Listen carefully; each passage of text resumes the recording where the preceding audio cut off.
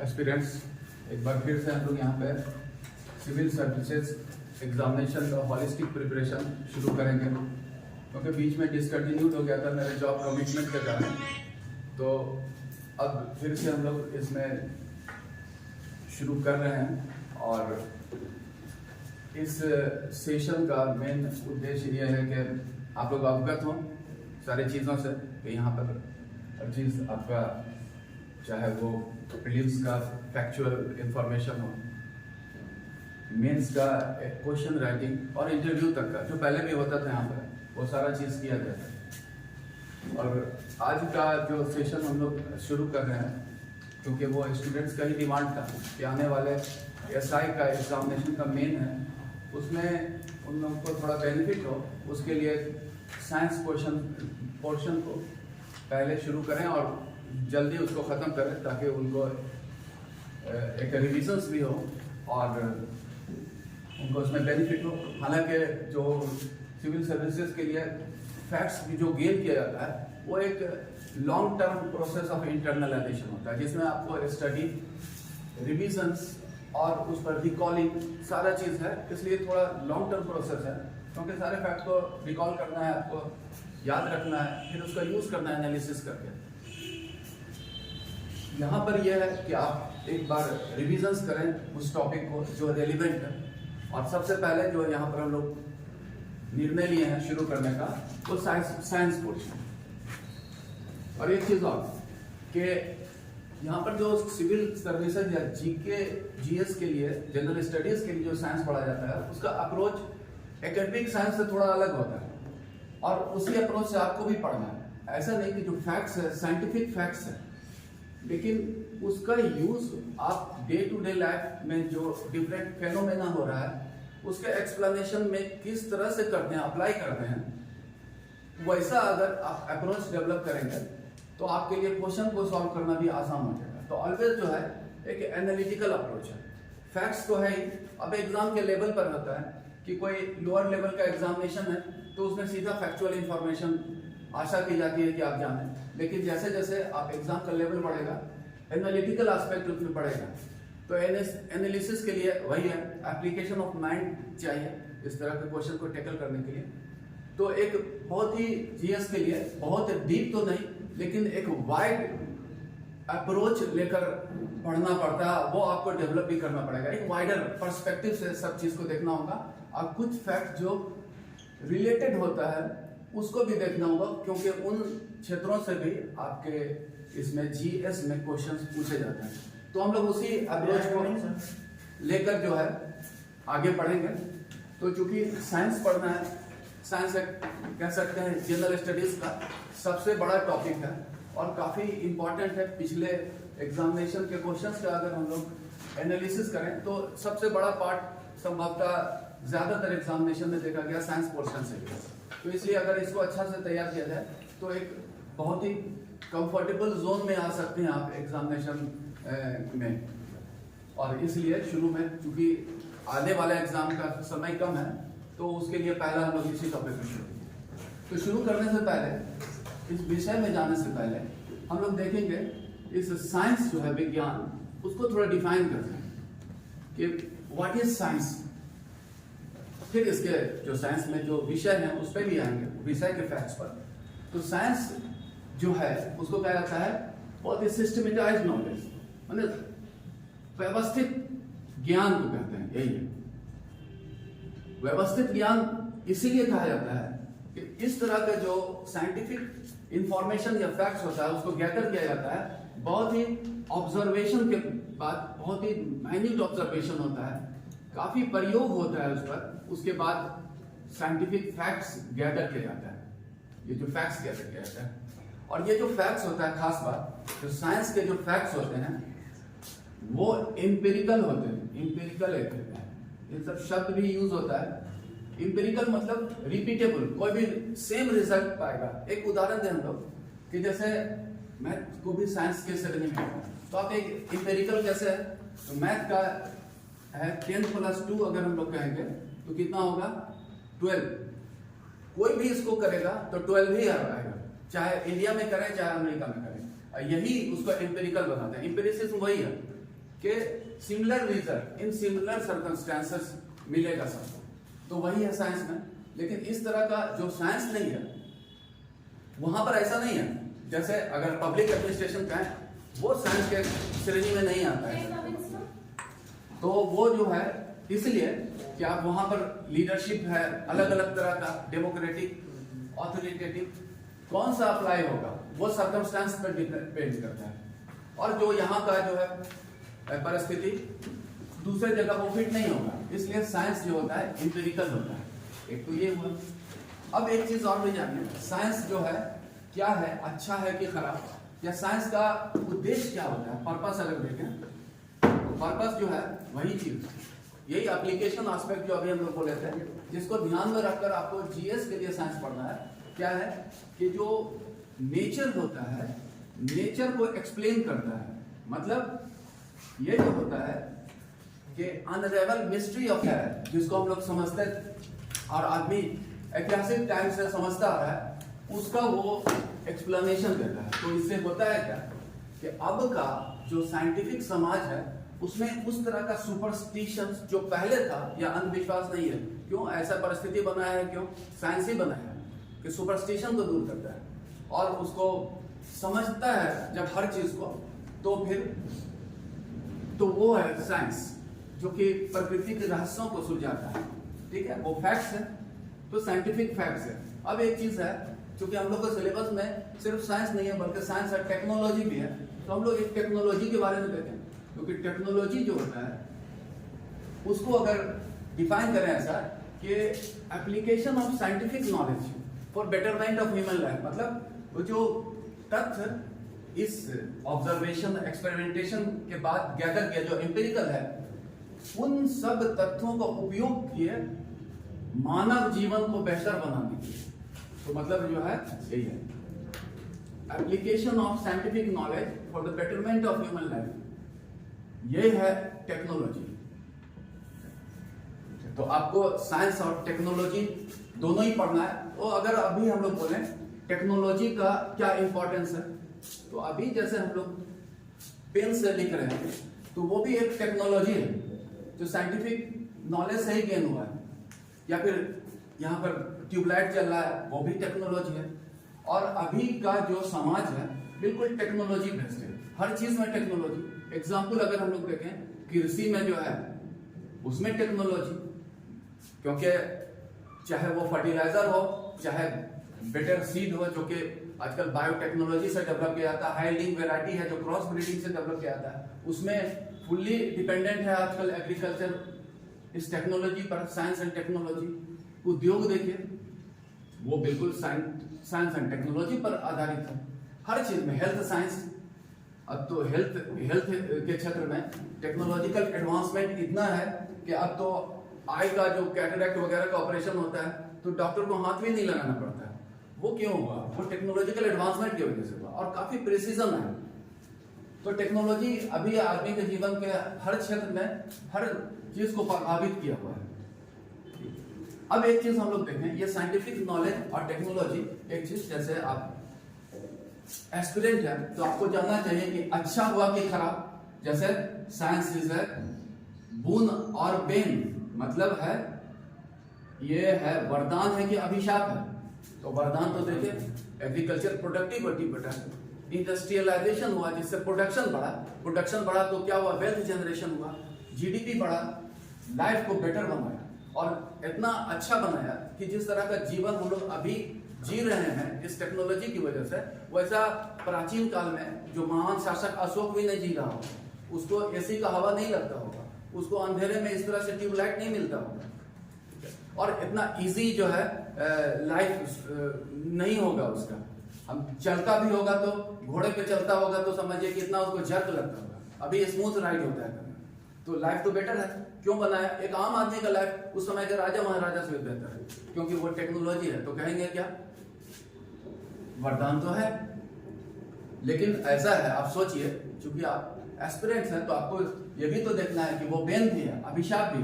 तो अभिशाप कैसे हुआ? तो अभिशाप का सबसे अगर हम लोग देखें अभी के समय में जो देखा जा रहा है कि ये जो साइंस का बिल्कुल जो इतना ज्यादा यूज है वांटन यूज ऑफ साइंस, मतलब अपने लालच और ग्रीड के लिए इतना हुआ इस विज्ञान का यूज कि उससे पॉल्यूशन हो गया, पॉल्यूशन, इन्वायरमेंटल डिग्रेडेशन हो गया। जो कहने का मतलब जो आप लाइफ बेटर बनाए वो हो सकता है कि इतना खराब हो जाएगा कि पहले के तरह लाइफ जीने के लिए भी आदमी तरसेगा, ऐसा स्थिति बन जाएगा। हर तरह की बीमारी से ग्रसित हो जाएगा, कोई हवा शुद्ध नहीं मिलेगा, भोजन नहीं मिलेगा, तो वो जो सारा बेनिफिट है सब खत्म हो जाएगा, एक दिन ऐसा आएगा। और वही है पॉल्यूशन का जो अभी हम लोग देख सकते हैं कि ग्लोबल वार्मिंग है, क्यों हुआ? वही है पूरा वांटन डिस्ट्रक्शन ऑफ नेचर का, उसको काट दिया, जंगल को, पहाड़ को काट दिया, पता चला कि बाढ़ आ रहा है, पूरा आदमी बह जा रहा है। चाहे उत्तराखंड में, यहाँ पर हम लोग जो देख सकते हैं, हिमाचल में कितना जान माल और मानव त्रासदी हुआ, वो क्या हुआ? इसी टेक्नोलॉजी या साइंस की वजह से, अगर कहा जाए। फिर साइंस का जो बेन है, कुछ मिसडायरेक्टेड रिसर्च भी होता है कि गलत दिशा में, जिसका एक बहुत ही आइडियल उदाहरण जो वीपन्स बनता है, वीपन्स ऑफ मास डिस्ट्रक्शन जिसको कहते हैं, वो क्या है? वो साइंस जो आदमी को बेहतर बनाने के लिए था, उसका गुलाम था, आज जो है वो साइंस जो है आदमी को नाश करने के लिए भी यूज हुआ। तो कहने का मतलब ये हुआ, वो दोनों ही चीज है, अब डिपेंड करता है वो उसका यूज कैसे किया जाए। तो बस यही चीज है, लेकिन हम लोग को एज ए फैक्ट्स, यहाँ पर एज ए सब्जेक्ट इसको देखना है। अब यहाँ पर हम लोग एक चीज देखें, ये तो हुआ। अब साइंटिफिक डेवलपमेंट का अगर भारत के संदर्भ में देखें, साइंटिफिक डेवलपमेंट, तो प्राचीन इतिहास के अध्ययन से पता चलता है कि भारत में साइंस का डेवलपमेंट बहुत पहले से होता ही रहा है, उसके प्रमाण भी है। तो एक प्रमाण जैसे हम लोग ये देखें कि साइंटिफिक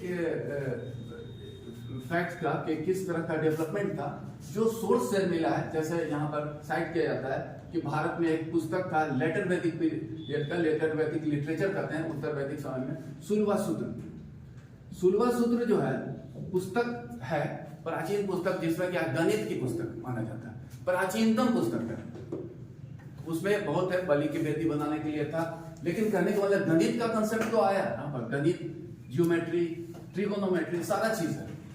यही नहीं, आगे अगर हम लोग देखें इस तरह का साइंटिफिक डेवलपमेंट का प्रमाण हम लोग प्राचीन भारत में देखें, तो एक जो मिलता है वो चक्के का खोज या सिंधु घाटी सभ्यता के अलावा अगर देखें कि गुप्त काल का जो है लौह स्तंभ, जो अभी भी है महरौली में, वो अभी तक जंग नहीं लगा है। तो कितना एडवांसमेंट रहा होगा प्राचीन समय में।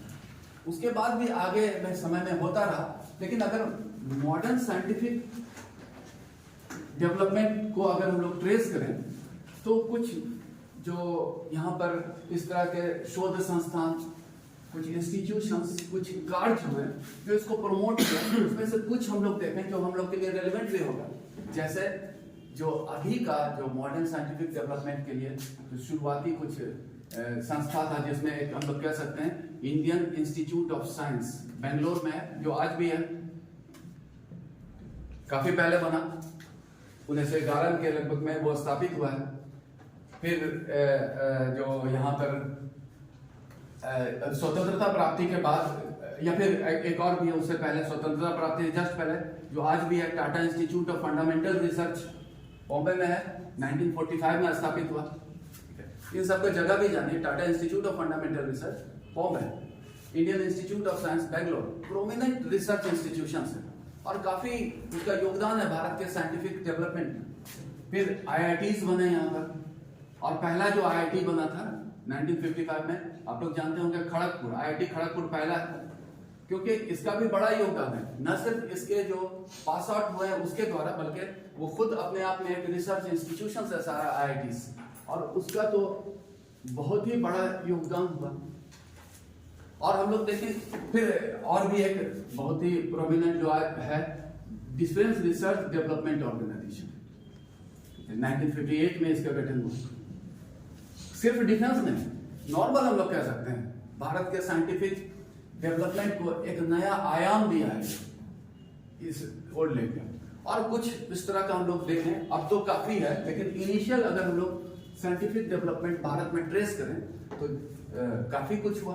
एक प्रोमिनेंट हम लोग ये बताएं कि भारत जो है एटॉमिक विस्फोट भी किया 1974 में जो जिसको कहते हैं एक्सप्लोजन किया था, पोखरान 1 के नाम से जाना जाता है। पोखरान 1 आप लोग जानते हैं, पोखरान में राजस्थान में है, वहां पर हुआ था।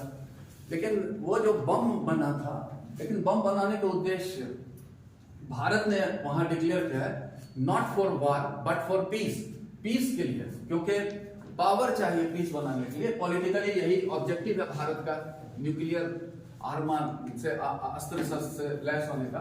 इसलिए इसको कहा गया था, पहला जो था इसको कहा गया था ऑपरेशन लाफिंग बुद्धा, ये था ऑपरेशन लाफिंग बुद्धा नाम दिया गया। और ये बुद्ध पूर्णिमा को किया गया था। बुद्ध पूर्णिमा जो शांति का प्रतीक के रूप में, गौतम बुद्ध जो है अहिंसा को मानने वाले थे, उन्हीं का आइडिया को प्रोपेगेट किए, तो इसी उन्हीं पर क्या है बुद्ध पूर्णिमा होगा। यही नहीं, फिर भारत और भी, क्योंकि थोड़ा सा पॉलिटिकली भी अपना पावर को असर्ट करना था, तो भारत फिर 1998 में किया दूसरा एक्सप्लोजन, उसको कहा गया पोखरान 2। और कहने का मतलब अब भारत न्यूक्लियर हैव्स कंट्री के श्रेणी में है, ऐसा देश जो न्यूक्लियर पावर से लैस है, क्योंकि फिर इसका प्रभाव पड़ता है इंटरनेशनल पॉलिटिक्स पर। और भारत अब एक डोमिनेंट पॉलिटिकल पावर के रूप में भी अपने को ग्लोबल लेवल पर स्थापित किया है। तो ये तो हुआ। फिर हम लोग और भी देखें एक फैक्ट्स जो कि नॉर्मली छूट ही जाता है, जैसे भारत डेवलपमेंट रिसर्च में अंटार्कटिका पर भी गया, क्योंकि कुछ गिने चुने देश ही वहां पर पहुंचे। अंटार्कटिका गया, वहां पर पहला जो 1981 में ही गया, काफी वहां पर रिसर्च किया, रिसर्च की काफी संभावना है। तो वहां पर जाकर उसने अपना स्टेशन बनाया था, ये नाम आप लोग जानते हो, पहला स्टेशन जो बना था उसका नाम था दक्षिण गंगोत्री। फिर अब तो वो बंद हो गया, उसका बर्फ से आच्छादित हो गया, अब उसमें नहीं रहता। फिर भारती और मैत्री बना। तो यहाँ पर रिसर्च ही होता है, रिसर्च है सेंटर है वहां पर। और यहाँ के तो अब तो काफी ज्यादा है। भारत अब एक रिसर्च का हब बन गया है, हब के रूप में आ रहा है। और नया टेक्नोलॉजी, या आप लोग सुने होंगे आर्टिफिशियल इंटेलिजेंस, कि भारत का जो मैन पावर को हर कोई ढूंढ रहा है, चाहे दूसरे जगह पे इंडियन मैन पावर, क्योंकि यहाँ पर इस तरह का काफी स्किल्ड है, क्योंकि यहाँ पर इस तरह का बेस बना है कि ऐसा बनाए और ह्यूमन स्किल डेवलप करें। और आने वाला समय भारत को एक और भी ऊंचाई पे ले जाएगा साइंटिफिक और टेक्नोलॉजिकल डेवलपमेंट के क्षेत्र में। तो ये तो एक बैकग्राउंड हुआ। जो being aspirant of civil servant आपको जानना चाहिए, जैसा कि हम लोग बोले, एक हॉलिस्टिक और ब्रॉड अप्रोच आपको चाहिए। तो ब्रॉड अप्रोच डेवलप करने के लिए ये सब तो है, क्योंकि सिर्फ लिमिटेड स्कोप के नहीं, साइंस के विद्यार्थी की तरफ एक ब्रॉड एनालिटिकल अप्रोच, और बहुत ज्यादा डीप नहीं। जीएस का एक अप्रोच अलग होता है, तो वैसे ही हम लोग देखेंगे। तो चलिए हम लोग फिर साइंस का टॉपिक को शुरू करते हैं। तो जैसे साइंस का टॉपिक में हम लोग जो देखेंगे, एक फिजिकल साइंस का टॉपिक है, लाइफ साइंसेस, क्योंकि बहुत बड़ा ये साइंस जो है, लाइफ साइंस देखेंगे, साइंस एंड टेक्नोलॉजी। तो फिजिकल साइंस जैसे फिजिक्स केमिस्ट्री वगैरह का फैक्ट्स देखते हैं। लाइफ साइंस जो बायोलॉजी हुआ, जिसमें जूलॉजी, बॉटनी, मेडिकल साइंस। और साइंस एंड टेक्नोलॉजी में टेक्नोलॉजिकल एस्पेक्ट, नया जो साइंटिफिक इनोवेशन और एडवांसमेंट हो रहा है और जो जीवन को प्रभावित कर रहा है, जैसे कि बहुत सा स्पेस एक्सप्लोरेशन, जैसा चर्चा हम लोग नहीं किए डेवलपमेंट में, चंद्रयान, मंगलयान, क्योंकि वो सब भी जरूरी है। उसको कहते हैं स्पेस पे जाने के बाद भी बहुत चीजें ऐसी मिली हैं कि सोचा नहीं गया था कि स्पेस पे जाने के बाद कैंसर का भी इलाज मिल जाएगा, स्पेस पे जाने के बाद इलेक्ट्रॉनिक्स का डेवलपमेंट हो जाएगा, क्योंकि जीरो ग्रेविटी में कुछ चीज जो बनता है वो और कहीं नहीं बन सकता, वहीं पे बन सकता है। और वहां पर जाके फिर अपने इलेक्ट्रॉनिक्स में यूज किया, तो वो तो सोच के नहीं। इसलिए साइंटिफिक रिसर्च होता है और फिर उसका दूसरा बेनिफिट होता है, जो कि सोचा नहीं जाता है शुरू में, उसको कहा जाता है स्पिन ऑफ इफेक्ट। तो स्पिन ऑफ इफेक्ट भी होता है, तो काफी है।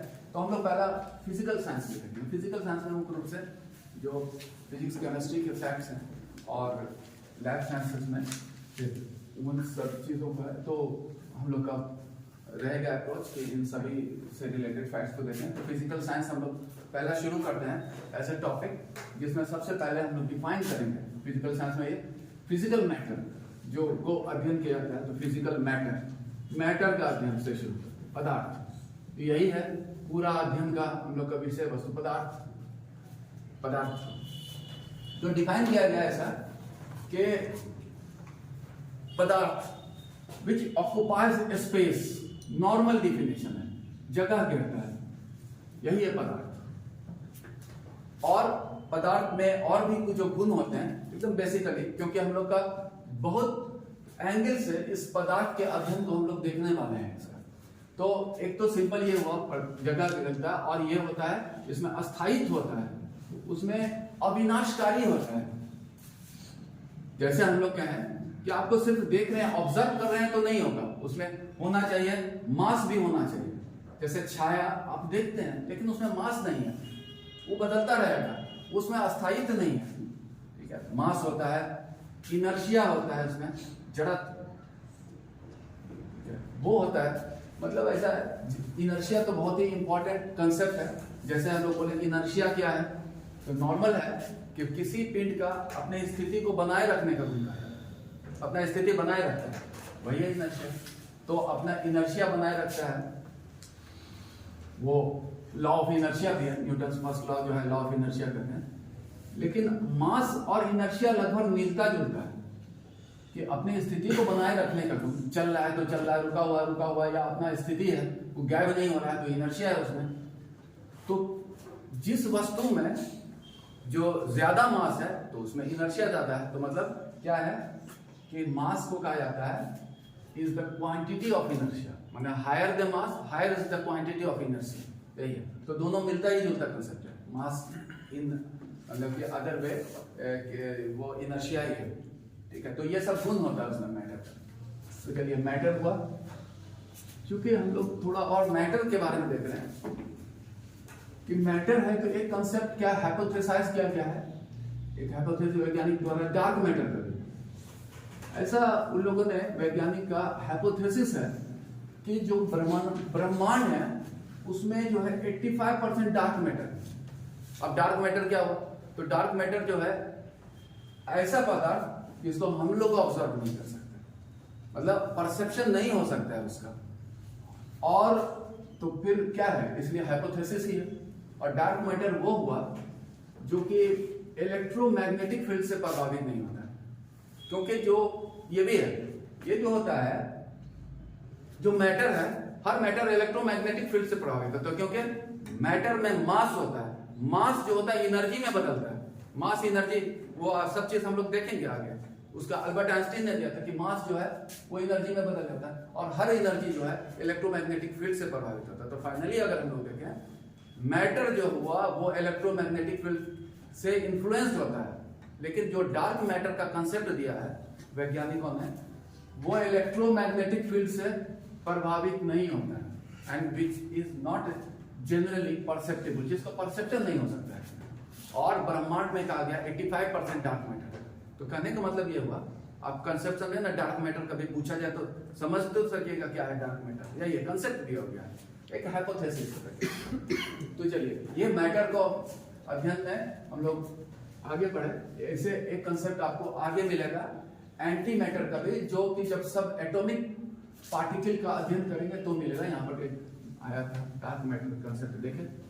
तो मैटर जो है उसको अध्ययन के लिए डिवाइड किया गया, बांटा गया, टाइप्स किया गया, क्योंकि एक बहुत ही कॉमन क्लासिफिकेशन है, आप लोग शुरू से स्कूल में से ही पढ़ते आ रहे हैं। एलिमेंट, कंपाउंड, मिक्सचर, तत्व, यौगिक, मिश्रण। एलिमेंट और कंपाउंड और मिक्सचर। तो ये हुआ। अब देखें हम लोग एलिमेंट के बारे में, क्योंकि तत्व इसको डिफाइन किया गया है, purest form of matter. Element is शुद्धतम रूप है, प्यूरेस्ट फॉर्म ऑफ मैटर है, यही है। एक ही तरह का इसमें पदार्थ पाया जाता है, और अलग है। एक चीज अगर हम लोग देखें कुछ और भी क्वेश्चन, पहला जो है जो तत्व जिसकी खोज की गई थी आदमी के, जो मैंने कहे एट्रीब्यूट किया गया, किसी वैज्ञानिक ने खोज करके बताया था पहला तत्व कौन था, तो वो हो गया फास्फोरस का है। फास्फोरस फर्स्ट, ऐसे तो पदार्थ तो विद्यमान है हमेशा तत्व, लेकिन खोज के दृष्टिकोण से अगर कहा जाए, first metal which was discovered by scientist was phosphorus. तो ऐसा ही है। और फिर अगर हम लोग कहें सबसे भारी तत्व क्या है, अभी मास की बात किए थे, जिसका डेंसिटी सबसे ज्यादा है, तो ऐसा है एक तत्व क्या, ऐसे तो ये है, इसको क्या कहेंगे, ऑस्मियम। लेकिन नॉर्मली जो है, आप यहां पर क्या है, ऑब्जर्वेबल फैक्ट्स की रोशनी में अगर हम लोग देखें तो उसमें जो भारी तत्व की श्रेणी में, जो जिसका भारी कहने का मतलब हाई डेंसिटी का कहने का मतलब है, हाई डेंसिटी।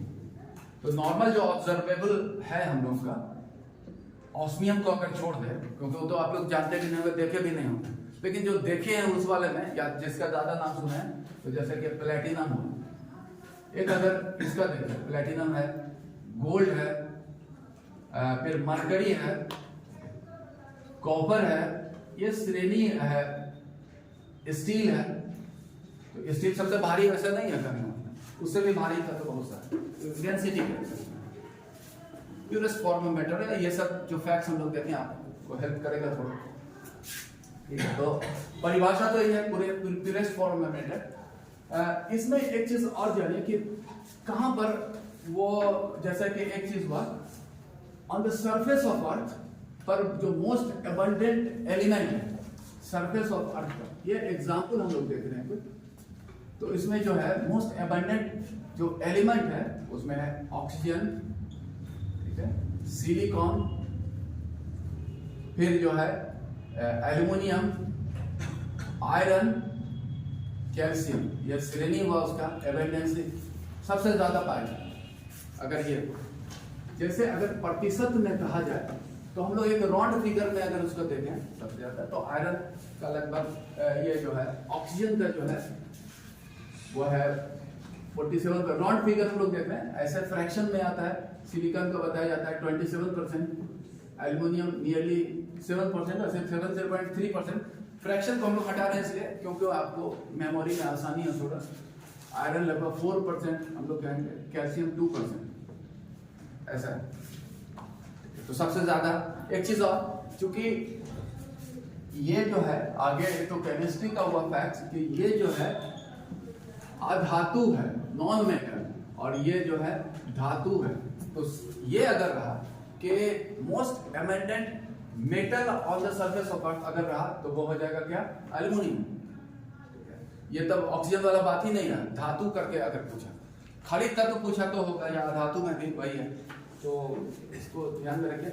नेक्स्ट है, इसी एलिमेंट पर हम लोग जो उदाहरण या फैक्ट्स जो आप मेमोराइज करने की जरूरत है कि एलिमेंट इन ह्यूमन बॉडी, तो ह्यूमन मानव शरीर में जो है तो सबसे ज्यादा कौन सा है अगर देखा जाए, तो फिर वहां पर भी ऑक्सीजन है, कार्बन, ये हाइड्रोजन, नाइट्रोजन और कैल्शियम। और कितना परसेंटेज अगर देखें तो ये 65% है, ये 18% है, ये 10% है, ये 3% है, ये 2% है। इस तरह से परसेंटेज अगर देखें तो सबसे ज्यादा ह्यूमन बॉडी में जो है एलिमेंट ये है। तो ये भी फैक्चुअल इंफॉर्मेशन है। नेक्स्ट आ जाइए, हम लोग देखते हैं, डिफाइन करते हैं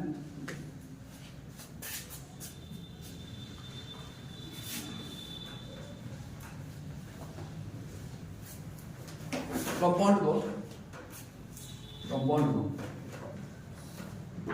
जो यौगिक हुआ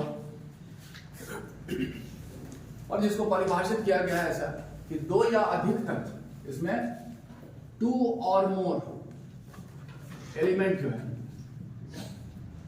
मिलकर कैसे मिलते हैं, एक निश्चित अनुपात, इन डेफिनिट प्रोपोर्शन में मिलकर ठीक है, ये अगला कंसेप्ट है इसमें, निश्चित अनुपात में मिलकर एक नए गुण वाला पदार्थ बनाते हैं।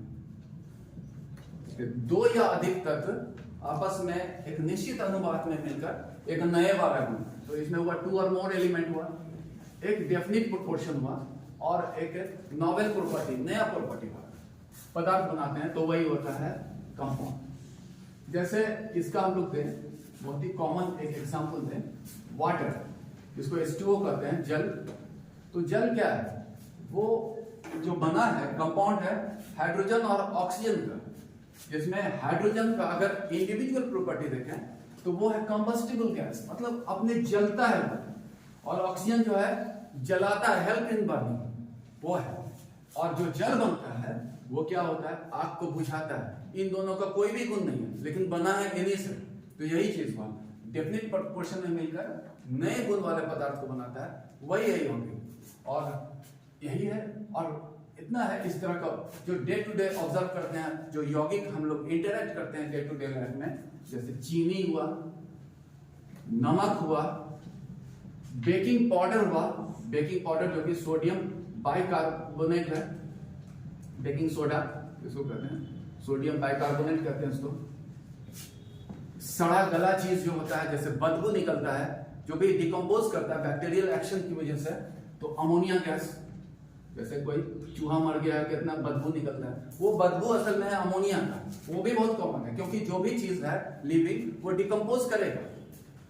ठीक है, डिकम्पोजिशन एक बहुत ही नेचुरल फेनोमेनन है।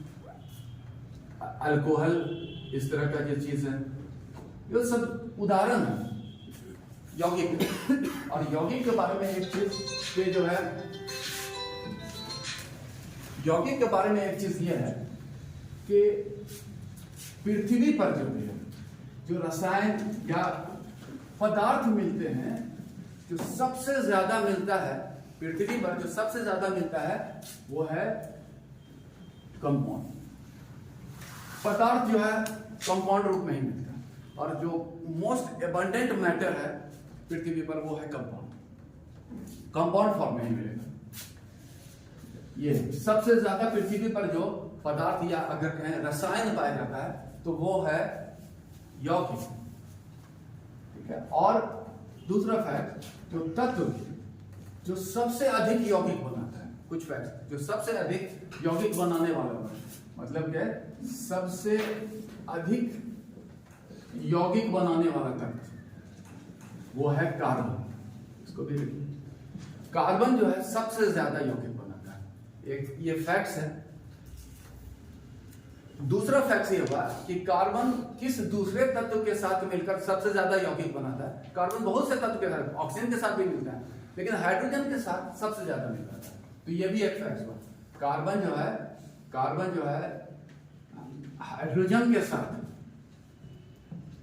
के साथ जो है मोस्ट यौगिक बनाता है। सबसे अधिक जो है कंपाउंड जो बनता है कार्बन का, वो हाइड्रोजन के साथ, और भी तत्व के साथ बनता है, लेकिन हाइड्रोजन के साथ सबसे ज्यादा बनता है। ये भी एक फैक्ट है, आप ध्यान में रखिए। तो ये तो हुआ कंपाउंड के बारे में। अब हम लोग देखते हैं मिक्सचर। तो मिक्सचर जो है मिश्रण जिसको कहें, जिसमें कहा गया दो या अधिक पदार्थ आपस में मिले रहते हैं, इन इंटीमेट कांटेक्ट रहता है, आपस में मिले रहते हैं। किस तरह से मिले रहते हैं? इस तरह से, इसमें इस पदार्थ में कहने एलिमेंट भी हो सकता है और कंपाउंड भी हो सकता है। आपस में इस तरह से मिले रहते हैं कि बहुत ही क्लोज इंटीमेट कांटेक्ट में रहते हैं, बट सभी अपने इंडिविजुअल, हर वो पदार्थ जो मिश्रण का पार्ट होता है, इंडिविजुअल प्रॉपर्टीज जो है उसका गुण को वो अपना बनाए रखता है, मेंटेन रखता है, गुण खत्म नहीं होता यहाँ पर। तो क्या है, यही है मिश्रण कि दो या अधिक पदार्थ आपस में मिले रहते हैं और क्लोज कांटेक्ट में रहते हैं, लेकिन प्रत्येक पदार्थ अपने जो है व्यक्तिगत गुणों को बनाए रखता है। बस यही है मिक्सचर। और मिक्सचर का अगर हम लोग उदाहरण देखें अपने डे टू डे लाइफ में, तो सबसे बड़ा तो air is a mixture of gases. Air है मिश्रण का उदाहरण। एयर है बालू जिसको कहें, सॉइल, मिट्टी जो है, इज मिक्सचर। फिर जो घरेलू ईंधन यूज करते हैं जिसको एलपीजी कहते हैं, लिक्विफाइड पेट्रोलियम गैस, वो नॉर्मल है जो कि वो है मिश्रण। फिर वाटर,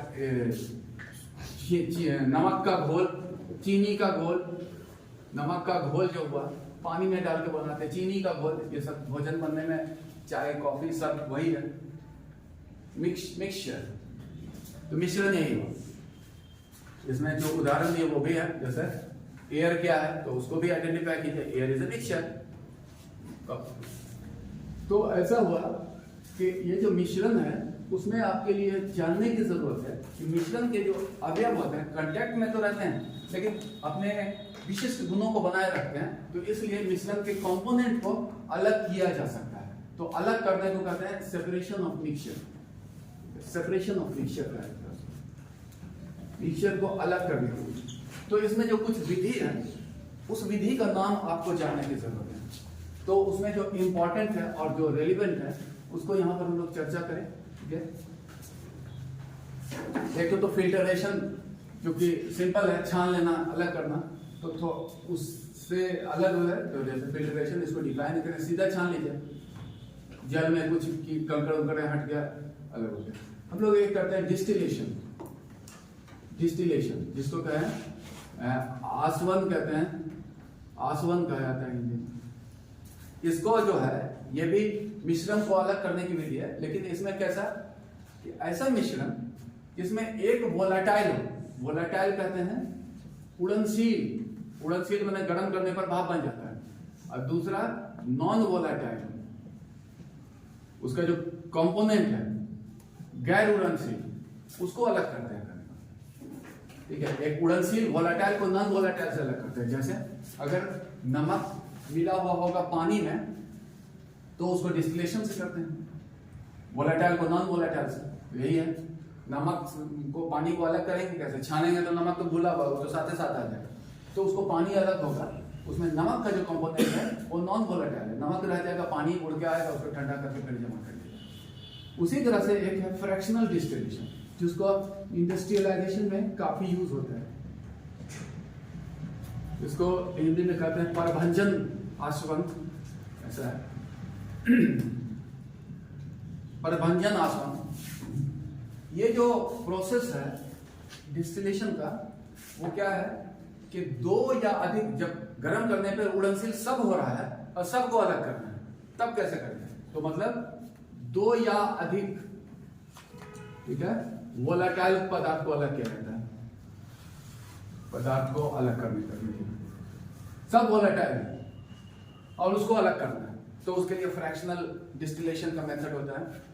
इससे इसका यूज अगर देखें, फ्रैक्शनल डिस्टिलेशन का आप सोचिए कहां पे होता है, तो ये होता है बहुत ही कॉमन, जो बहुत ही यूजफुल है, वो होता है ऑयल रिफाइनरी में, तेल शोधक कारखाना, जहां पर जो पेट्रोलियम आता है, पेट्रोलियम जो निकलता है क्रूड ऑयल, तो उसमें क्या होता है, क्रूड ऑयल से ही सब चीज निकलता है। जैसे हम लोग कहें पेट्रोल निकलता है, उससे डीजल निकलता है, केरोसिन ऑयल निकलता है, उसको पेट्रोलियम जेली जिससे ग्रीस मोबिल वगैरह बनता है वो बनता है। तो क्या है, सब उड़नशील है, गर्म कीजिएगा तो सब उड़ जाएगा। लेकिन अंतर क्या है कि ये जो डिफरेंट कंपोनेंट है उड़नशील, सबका बॉइलिंग पॉइंट अलग होता है। तो सबसे कम बॉइलिंग पॉइंट होता है पेट्रोल का, तो उसको पहला कम तापमान पर दिया जाता है, पेट्रोल अलग हो जाता है, उसके बाद फिर बढ़ाया जाता है, डीजल अलग हुआ, केरोसिन अलग हुआ, फिर डीजल अलग हुआ, लास्ट में जेली वो जो होता है पेट्रोलियम जेली वो अलग हो जाता है, और बच जाता है वो बिटुमेन होता है जो अलग तरह रहता है। तो मतलब यही है कि इसको फ्रैक्शनल डिस्टिलेशन क्या होता है, उस मिक्सचर को डिफरेंट टेम्परेचर पर किया जाता है, उसके बॉइलिंग पॉइंट को देखते हुए, और इस तरह से एक एक करके अलग किया जाता है। पहले पेट्रोल निकलेगा, फिर डीजल निकलेगा, फिर ऑयल निकलेगा, फिर जेली निकलेगा, अलग अलग निकलेगा, क्योंकि इस तरह से। तो मोर देन टू और मोर जो होता है वोलेटाइल पदार्थ, उसको अलग करने के लिए फ्रैक्शनल डिस्टिलेशन। एक और भी कॉमन है, उसको जानिए कि क्रोमेटोग्राफी। ये इंपॉर्टेंट है इस सेंस में कि इसका नाम जरा भी नहीं सजेस्ट करता है कि ये मिक्सचर को अलग करने का विधि हो सकता है। क्रोमेटोग्राफी, क्योंकि ऑप्शंस भी रहेगा कि ये क्या है, तो एक ऑप्शन रहेगा it's a method of colour photography. तो ऐसा है नहीं, ये है method of separation of mixture. इसमें क्या होता है कि समान, बहुत लगभग समान फिजिकल एंड केमिकल प्रॉपर्टी, पदार्थ का हो गुण जो होता है, प्रॉपर्टीज वाले पदार्थ वाला क्या होता है, लगभग। अब इसको ऐसा सोचे कि जैसे दो आदमी का खून है, ब्लड सैंपल, उसमें क्या होता है कि कुछ केमिकल कंपोजिशन में थोड़ा तो अंतर होता है। ब्लड तो लगभग एक ही जैसा होता है, लेकिन उसमें अंतर किया जाता है, अंतर हो सकता है, तो लैबोरेटरी लेवल पर होता है अंतर। तो वो जो हुआ अगर अलग किया तो कैसे किया उसको, क्रोमेटोग्राफी। तो मतलब ये बड़े पैमाने पर नहीं, छोटे पैमाने पर जो है मिश्रण को अलग किया जाता है। दो डिफरेंट आदमी का अलग कर दिया जाता है उसका, हर चीज, बॉडी का फ्लूइड जो होता है तो एक ही जैसा, लेकिन फिर भी इंटरनल कंपोजिशन में अंतर होता है, तो अलग होगा कैसे, क्रोमेटो।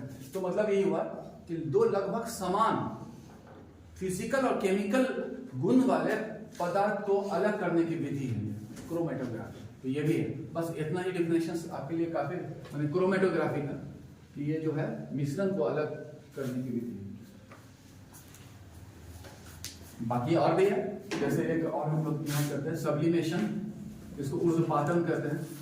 कुछ कभी कभी इससे भी रहता है ऊर्ध्वपातन। इसमें विधि को तो नहीं रहता है पूछा, लेकिन इसमें क्या है कि इसमें क्या है, ऊर्ध्वपतित पदार्थ होता है, सब्लिमेट एक होता है, उसको क्या जाता है नॉन सब्लिमेट से अलग करने की विधि है। तो सब्लिमेट क्या हुआ, यहाँ पर सब्लिमेट का परिभाषा आपको जानना महत्वपूर्ण होगा कि ऐसा ठोस को कहा जाता है जिसको गर्म करने पर डायरेक्ट गैस में बदल जाता है, और गैस को ठंडा करेंगे सीधा ठोस। इंटरमीडिएट स्टेज है, सॉलिड लिक्विड स्टेट इसमें नहीं होता है, सॉलिड टू डायरेक्ट जो है गैसेस स्टेट में होता है, gas to direct solid state, वो इंटरमीडिएट स्टेट नहीं। तो वही है सब्लिमेट। और इसका उदाहरण है क्या, एक हम लोग कह सकते हैं क्या है, कपूर हो सकता है, कपूर नौसादक। तो उसको जैसे बालू के साथ मिल गया है तो इसको गर्म कर दीजिए, वो अलग बन जाएगा। तो मतलब ऐसा ही है सब्लिमेट का डिफिनेशन कि ऐसा which when heated transport directly into gaseous state from gas to solid, बस बीच में इंटरमीडिएट स्टेट नहीं होता है। ऐसे चीजों को अलग करने के लिए सब्लिमेशन होता है। जैसे एक और हम लोग नाम दें क्रिस्टलाइजेशन, इसका भी यूज किया जाता है। क्रिस्टलाइजेशन रवाकरण की विधि, इससे क्या होता है, इसमें जो है इसका यूज होता है शुगर फैक्ट्री में। चीनी को जब बनाया जाता है तो खूब गर्म किया जाता है, उसमें हर तरह का उस लिक्विड में चीज में गंदगी सब मिला रहा था, चीनी मिलना क्या, गन्ने के रस से निकाला सब मिल गया उसमें गंदगी सभी, लेकिन धीरे धीरे जो है चीनी अलग हो जाता है उससे, चीनी का एक शेप लेकर। तो हम लोग देखें इस विधि का शुगर फैक्ट्री में यूज होता है। चीनी हमेशा साफ शफाफ ही रहता है शुगर फैक्ट्री में। क्रिस्टलाइजेशन से उस चीजों का लगता है, बाकी छटा हुआ चीज बचा, मोलास बना, शुगर जिसको कहा जाए, तो वो अपना जो भी यूज होता है उससे तो आजकल पावर भी बनता है, और भी डिफरेंट यूज है उसमें। एक और भी हम लोग देखें, कुछ इंडस्ट्री वगैरह में होता है इलेक्ट्रोफोरेसिस, ये भी है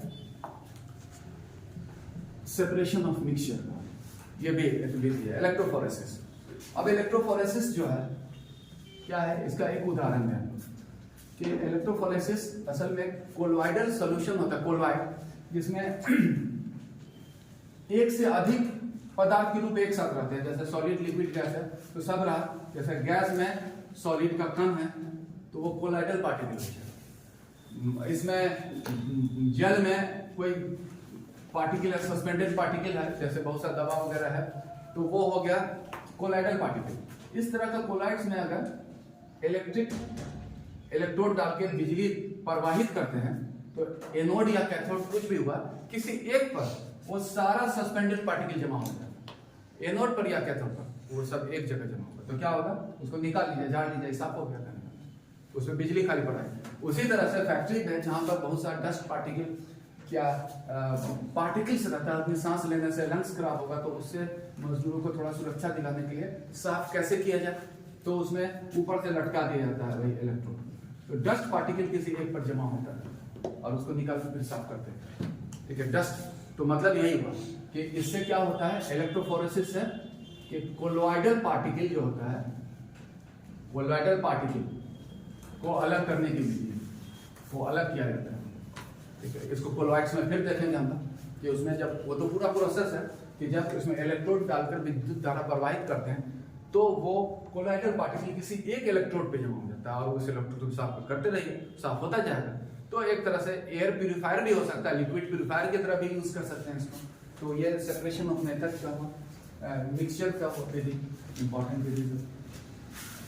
और बाकी डिकैंटेशन, सेडिमेंटेशन छोड़ दिए तो जम जाता है, बैठ जाता है, वो सब है।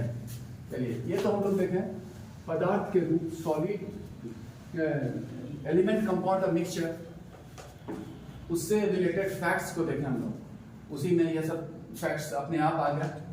फिर आप देखते हैं पदार्थ के जो गुण होते हैं वो तो बहुत ही मापदंड पर हम लोग देखेंगे, लेकिन एक ब्रॉडली दो गुण है जिसका हम लोग आगे यूज करने वाले हैं। गुण में एक होता है फिजिकल प्रॉपर्टीज, भौतिक गुण, और एक है केमिकल प्रॉपर्टीज, रासायनिक गुण, पदार्थ के जो गुण हुए। तो ऐसा है पदार्थ के गुण में जो फिजिकल है प्रॉपर्टी, ऐसा गुण विच इज जनरली ऑब्जर्वेबल, जिसको आप देख सकते हैं, विच कैन बी ऑब्जर्व, ये दिखता नहीं है, ये इनहेरेंट गुण होता है, ये एक्सप्रेस्ड उसका प्रॉपर्टीज है। तो जो ऑब्जर्वेबल क्वालिटीज में आते हैं, जैसे अगर हम लोग कहेंगे उसका साइज है, कलर है, किस रंग का दिखता है, ठीक है, वॉल्यूम साइज में ही आ गया, हार्डनेस है, ठीक है, उसका क्या ऑर्डर है, ऑर्डर माने गंध क्या है, गंध क्या है, उसका कैसा महकता है वो, उसके बाद हार्डनेस हो गया, उसका ये सब होता है। बॉइलिंग पॉइंट जिसको कहते हैं क्वथनांक, मेल्टिंग पॉइंट द्रवनांक, हिमांक, कितने टेम्परेचर पर वो ये बर्फ में बदल जाता है या फिर सॉलिड में बदल जाता है, वो सब इस श्रेणी में आता है, क्योंकि ये quality, this qualities are such which can be observe, देखा जा सकता है, वो फिजिकल प्रॉपर्टीज में आता है। केमिकल प्रॉपर्टीज में आता है उसका आंतरिक गुण। आंतरिक किस तरह, ये हुआ ऑब्जर्वेबल, ये हुआ आंतरिक। आंतरिक किस तरह का, कि किसी पदार्थ का दूसरे पदार्थ में बदलने का गुण, दूसरे पदार्थ में बदलने का गुण, ये हुआ उसका, कि एक पदार्थ दूसरे पदार्थ में कैसे बदलता है। ये दूसरे पदार्थ में बदलता है कैसे, रासायनिक प्रतिक्रिया द्वारा। तो हम लोग कह सकते हैं कि रासायनिक प्रतिक्रिया करने का गुण, दूसरे पदार्थ में बदलने का गुण मतलब उसका रासायनिक प्रतिक्रिया करने का गुण, जो कि इंटरनल और इनहेरेंट होता है उसमें, वो इनहेरेंट है उसका, ठीक है, ये थोड़ा ऑब्जर्वेबल होता है। तो यही है एक ब्रॉड अंडरस्टैंडिंग खाली चाहिए, what is physical properties and what is chemical properties, ठीक है। क्योंकि इसके बाद हम लोग अगला देखेंगे फिर जो मैटर है, जो हम लोग विषय वस्तु है इस फिजिकल साइंस का मैटर, तो मैटर का हम लोग देखेंगे स्ट्रक्चर की बना कैसे होता है, संरचना को अध्ययन करना है मैटर। और इस संरचना के अध्ययन में अब हम लोग देखेंगे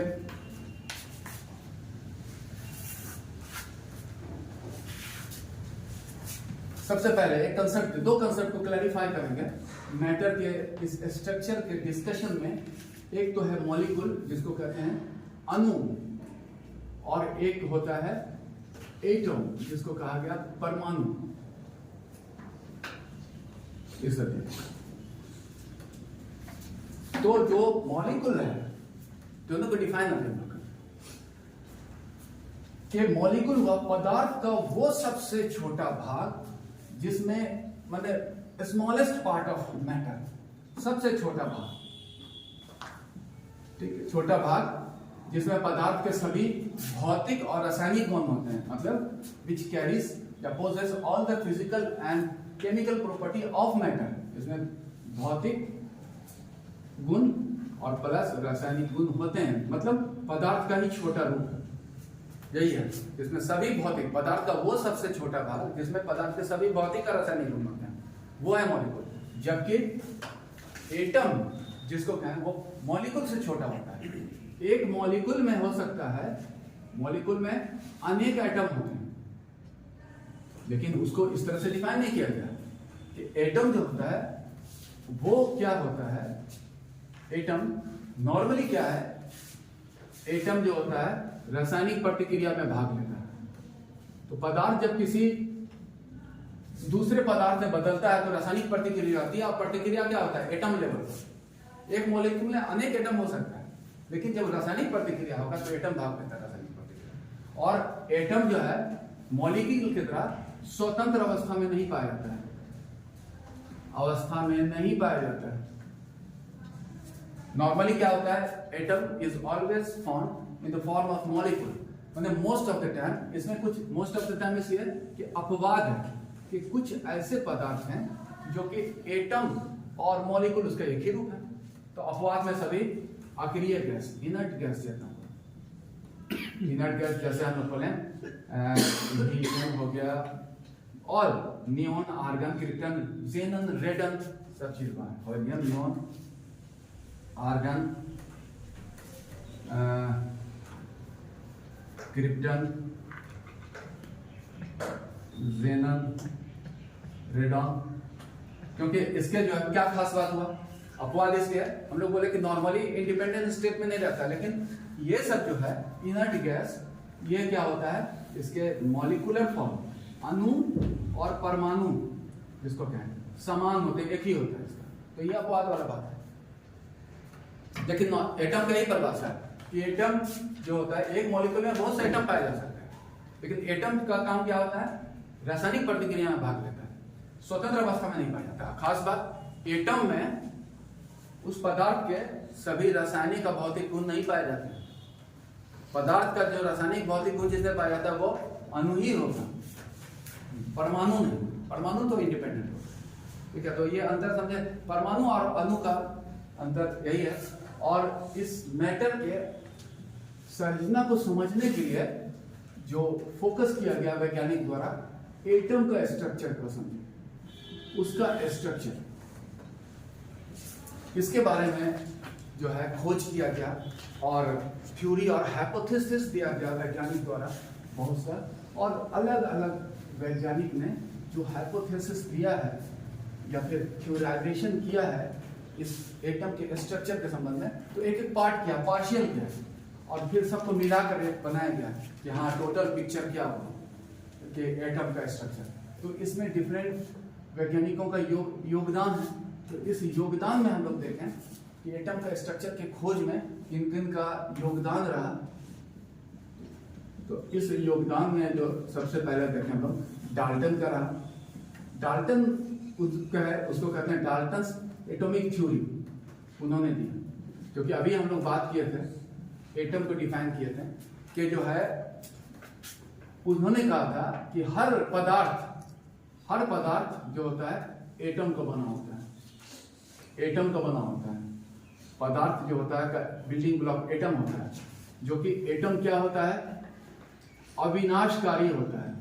ऐसा कहा था उन्होंने, अविनाशकारी होता है, रासायनिक प्रतिक्रिया में भाग लेता है, जो अभी हम लोग कहें ऐसा कहा। एटम होता है सब, तो हर पदार्थ एटम का ही बना होता है। ये डाल्टन से एटम और इंडिविजिबल होता है, इसको नहीं तोड़ा जा सकता है। तो एक तो डाल्टन का है, जो उन्होंने थ्योरी दिया था। अगला जो योगदान हम लोग देखें इसमें, इनका वैज्ञानिक का जो योगदान है इस एटॉमिक स्ट्रक्चर की खोज में, अगले थे जे थॉमसन। जे थॉमसन करके थे, उनको श्रेय दिया था, डायरेक्ट करते हैं कि इस एटॉमिक स्ट्रक्चर में उन्होंने जो खोज किया था वो था इलेक्ट्रॉन का खोज किया था। इस खोज के क्रम में उन्होंने जो है एटम का एक मॉडल प्रस्तुत किया था। एटम का मॉडल मतलब अगर हम लोग कहें कि एक इलेक्ट्रॉन का खोज कौन किया, तो जे थॉमसन। इस खोज के क्रम में उन्होंने ये इलेक्ट्रॉन जो कि क्या है, नेगेटिव चार्ज पार्टिकल है, एटम का नेगेटिव चार्ज पार्टिकल, ये खोज करने का श्रेय तो उनको है। जो नकारात्मक कण जो है वो इलेक्ट्रॉन वो खोजा उसने। तो क्या क्या और इनका इस कंसेप्चुअलाइजेशन में उन्होंने क्या क्या और फैक्ट प्रेजेंट किया था। तो उन्होंने जो हुआ था एटम का एक मॉडल प्रस्तुत किया था, ठीक है। उस मॉडल को कहा जाता है plum and pudding model, plum and pudding model. तो यहां पर यही हुआ, plum and pudding model of atom was presented by J Thomson, ये उसको कहा जाता है। जो मॉडल उन्होंने प्रस्तुत किया था उसका नाम ही है प्लम एंड पुडिंग मॉडल, ठीक है। उसमें यह कहा था कि पुडिंग जो होता है थोड़ा सा दही जैसा बनता है, उसमें ऊपर कुछ ब्लूबेरी वगैरह रखा रहता है, तो वही ऊपर में जो रखा हुआ वही है इलेक्ट्रॉन, जो पॉजिटिव चार्ज में फंसा हुआ है इलेक्ट्रॉन, ऐसा ही है मॉडल। तो बस आपको नाम याद रखना है, प्लम एंड पुडिंग मॉडल। और जो खोजा था उन्होंने, कैसे खोजा था, तो इन्होंने खोज करने के लिए जो संयंत्र यूज किया था वो था cathode ray tube. Cathode ray tube के माध्यम से इन्होंने इलेक्ट्रॉन की खोज की थी और बताया था। तो ये सब उनका योगदान जे थॉमसन का। Plum and pudding model.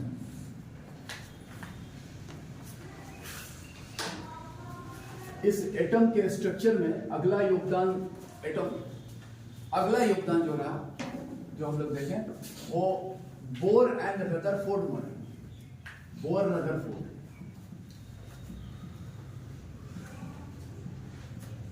तो बोर जो थे नील बोर थे और अर्नेस्ट रदरफोर्ड, तो उनको मिलाकर कहा गया बोर रदरफोर्ड मॉडल। इन लोगों का जो इस एटॉमिक स्ट्रक्चर में जो योगदान रहा, इन्होंने न्यूक्लियस का खोज किया था, नाभिक का खोज किया था। नाभिक,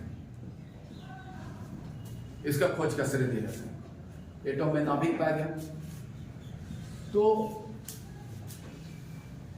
इन लोगों ने कहा था कि जो मध्य में जो नाभिक अवस्थित होता है, एटम के नाभिक में पाया जाता है, ये तो खोज किया। न्यूक्लियस में पाया जाता है क्या, उसका वेट, एटम का भार पाया जाता है, निहित होता है। और इसमें पाया जाता है पॉजिटिव चार्ज। तो उन्होंने यही कहा था कि नाभिक जो है खोज किया, और नाभिक में निहित होता है एटम का भार और पॉजिटिव चार्ज। ये है इनका योगदान, इतना नाभिक का खोज किया। उसके बाद अगला योगदान है गोल्डस्टीन का। गोल्डस्टीन ने कहा कि क्योंकि ये एक क्रमवार सिलसिला है, एक अनरेवल होने का, कि किस तरह का जो है चीज उसमें पाया जाता है। तो गोल्डस्टीन बोला कि जो पॉजिटिव चार्ज पार्टिकल है, इसी को बेस बनाया अपने रिसर्च का, और बोला कि जो है ये पॉजिटिव चार्ज पार्टिकल असल में वो है प्रोटॉन। तो इनको श्रेय दिया जाता है प्रोटॉन की खोज करना। और अगले आए फिर जेम्स चैडविक,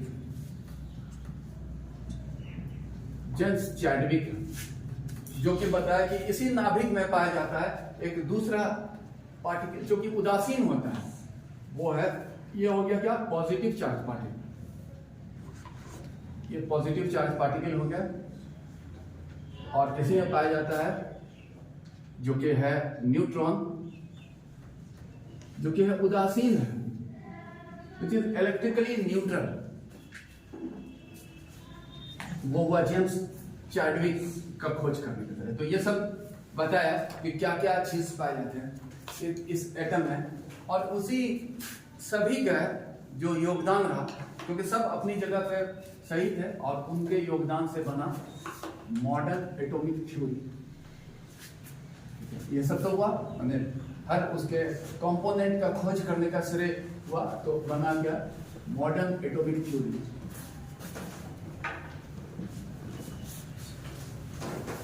जिसमें इन सभी के योगदान को एक में समावेश किया गया थ्योरी में, और जिसमें कहा गया कि जो है ये जो मॉडर्न एटॉमिक थ्योरी में कि जो एटम होते हैं उसमें कुछ फंडामेंटल पार्टिकल का बना होता है, मौलिक कण का बना होता है, कंसिस्ट ऑफ फंडामेंटल पार्टिकल, ठीक है, मौलिक कण के बने होते हैं या फंडामेंटल पार्टिकल्स जो है कौन है, तो वही है जो मॉडर्न एटॉमिक थ्योरी में बताया गया। ये फंडामेंटल पार्टिकल है इलेक्ट्रॉन, प्रोटॉन और न्यूट्रॉन। सबको एक किया क्या?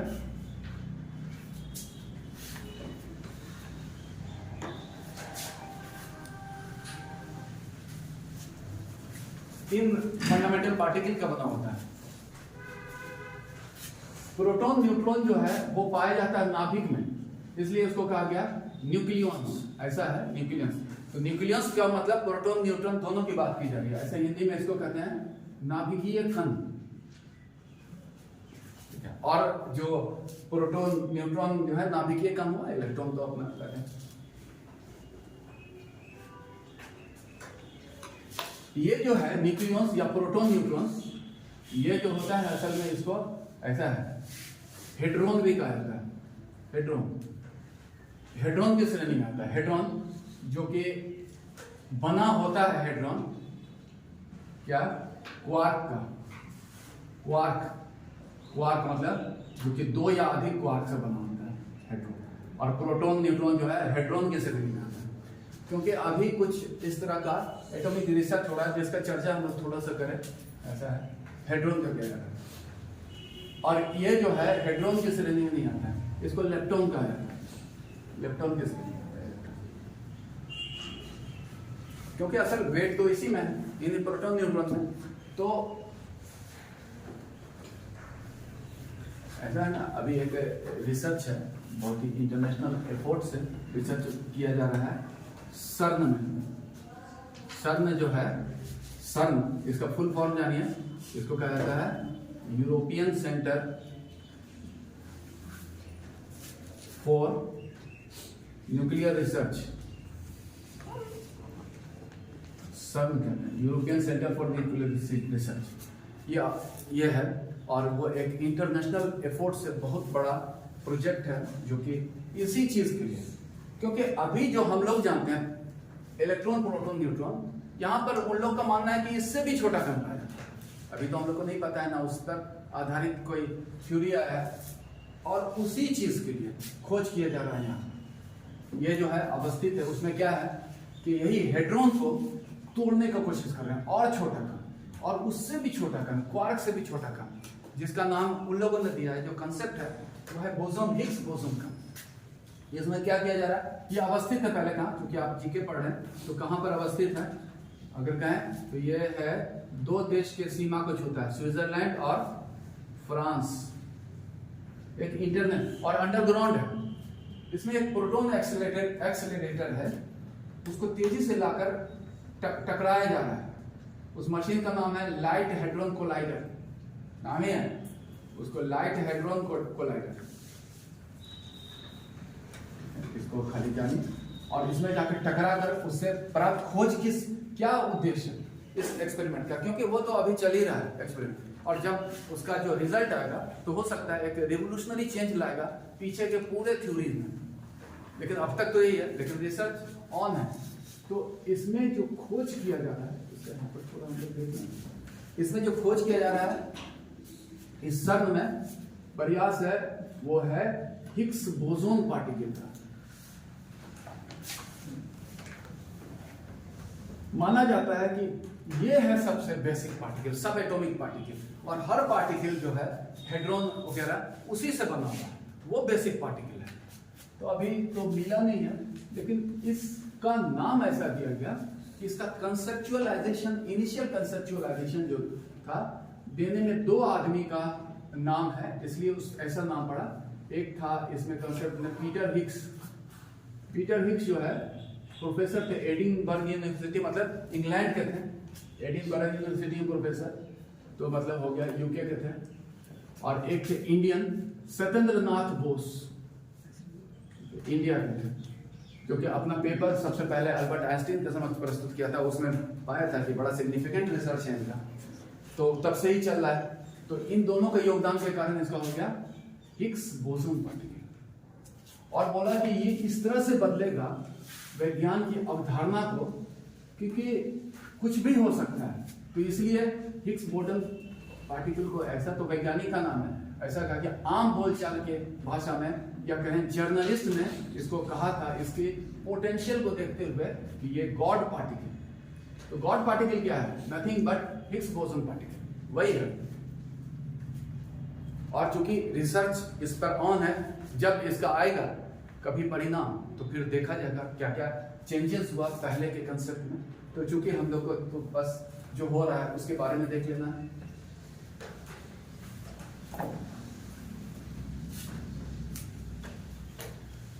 तो अब हम लोग देखेंगे उसके प्रॉपर्टीज को।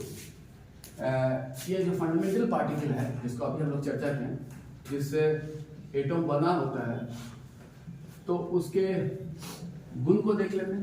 तो सबसे पहले जैसे बोले इलेक्ट्रॉन, इलेक्ट्रॉन जो है वो चारों ओर घूमता है नाभिक, और वो एक कक्ष में घूमता है चारों तरफ। ये है वो ऑर्बिट करता है, और ये इलेक्ट्रॉन में जो वेट होता है वो नेग्लिजिबल। कितना नेग्लिजिबल में भी बोले तो कितना, तो ऐसा है 9.11 इंटू 10⁻⁻28 ग्राम इसका वेट है, इसलिए इसका नेग्लिजिबल है कैलकुलेशन। 9.11 इंटू 10⁻⁻28 ग्राम इसका नेग्लिजिबल उसका। अब आइए देखते हैं हम लोग प्रोटॉन का। ये तो हो गया क्या, नेगेटिव चार्ज, नेगेटिव हो गया चार्ज, ये हो गया पॉजिटिव चार्ज अच्छा, दोनों में चार्ज इतना रहता है कि इसको न्यूट्रलाइज करता है। तो इलेक्ट्रॉन पर चार्ज जो देखें, क्योंकि चार्ज पार्टिकल है, तो कितना चार्ज है, तो 1.602 इंटू 10⁻⁻19 कूलम उस पर चार्ज होता है। कूलम आवेश मापने की इकाई है एक इलेक्ट्रॉन पर। तो same opposite charge, positive charge proton पे रहता है, उसका चार्ज का मात्रा कितना है, 88।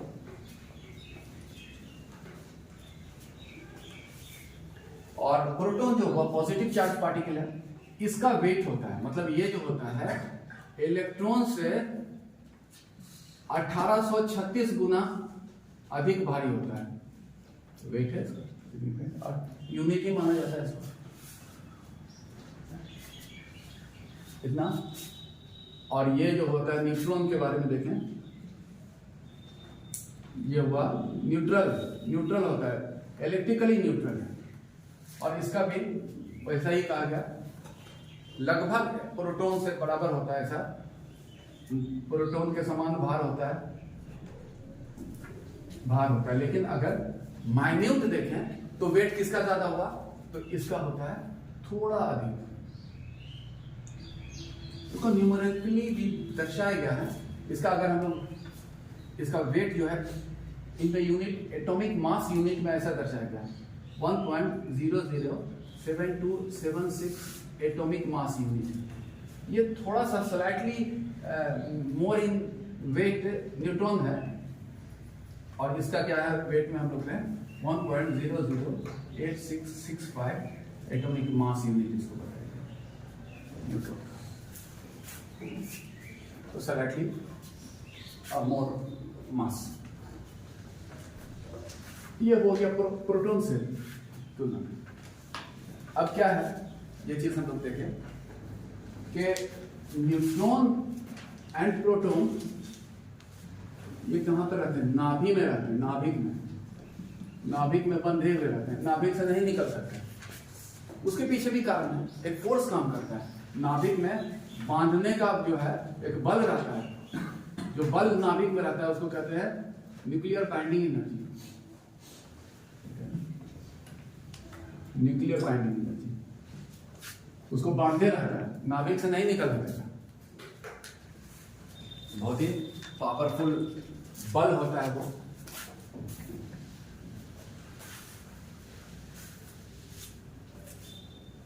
तो न्यूक्लियर बाइंडिंग एनर्जी के कंसेप्ट को हम लोग एक्सप्लेन करेंगे, एक रेडियो एक्टिविटी का टॉपिक है उसमें।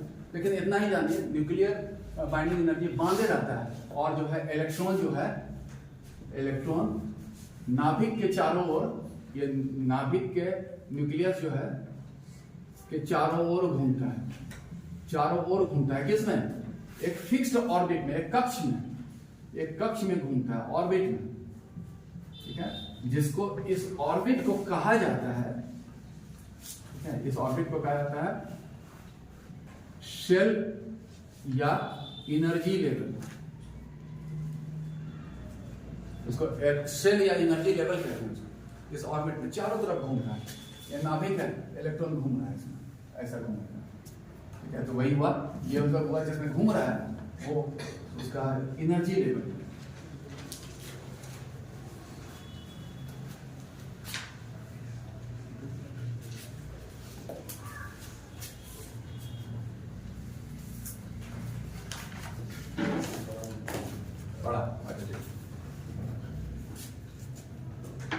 अब एक चीज ये हुआ, ये सारा कंसेप्ट आया इलेक्ट्रॉन, प्रोटॉन, न्यूट्रॉन। इससे एक दूसरा कंसेप्ट डिराइव किया जाता है, तो वो डिराइव किया जाता है इस तरह से, ये हम लोग देखें कि हर जो एलिमेंट है उसमें इलेक्ट्रॉन, प्रोटॉन और न्यूट्रॉन की संख्या में वेरिएशन होता है, और इसी वेरिएशंस पर उसका गुण भी निर्भर करता है। मतलब उसमें है जैसे पीरियोडिक टेबल आप लोग पढ़िएगा, उसमें अलग अलग गुणों के पदार्थ को सजाया गया है, अलग अलग उसमें क्लास में बांटे गए हैं, तो वो बांटने का आधार है उसमें पाए जाने वाला प्रोटॉन। तो ये सब जो है फंडामेंटल पार्टिकल का जो अंतर, उसके गुणों में अंतर करता है, उस आधार पर कुछ कंसेप्ट है, उसको देखें हम लोग। एक हुआ एटॉमिक नंबर, मतलब अवधारणा कुछ हम लोग देख रहे हैं जो एटॉमिक स्ट्रक्चर के आधार पर जो किए हैं उस पर। तो एटॉमिक नंबर जिसको कहते हैं परमाणु संख्या, वो क्या है? नंबर ऑफ प्रोटॉन को कहा जाता है। उस पदार्थ में कितना प्रोटॉन पाया जाता है, मतलब एटॉमिक नंबर पर निर्भर करता है उस पदार्थ का गुण, और पीरियोडिक टेबल में किसी आधार पर उसको सजाया गया है, एटॉमिक नंबर के आधार पर, नंबर ऑफ प्रोटॉन। तो नॉर्मली क्या है, नंबर ऑफ प्रोटॉन और नंबर ऑफ न्यूट्रॉन बराबर होते हैं उसमें, लेकिन जो है एटॉमिक नंबर का आधार है नंबर ऑफ प्रोटॉन। एक कंसेप्ट है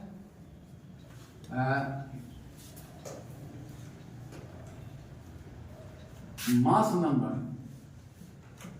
मास नंबर एक कहा जाता है जिसमें होता है नंबर ऑफ प्रोटॉन और प्लस न्यूट्रॉन, मतलब इसको हिंदी में कहें द्रव्यमान संख्या क्या है, उसको दोनों को जोड़ दिया जाए तो निकला द्रव्यमान संख्या। नेक्स्ट कंसेप्ट है एटॉमिक वेट का, जो कि है क्या, weight of proton plus neutron, total कितना होगा, weight of proton plus neutron,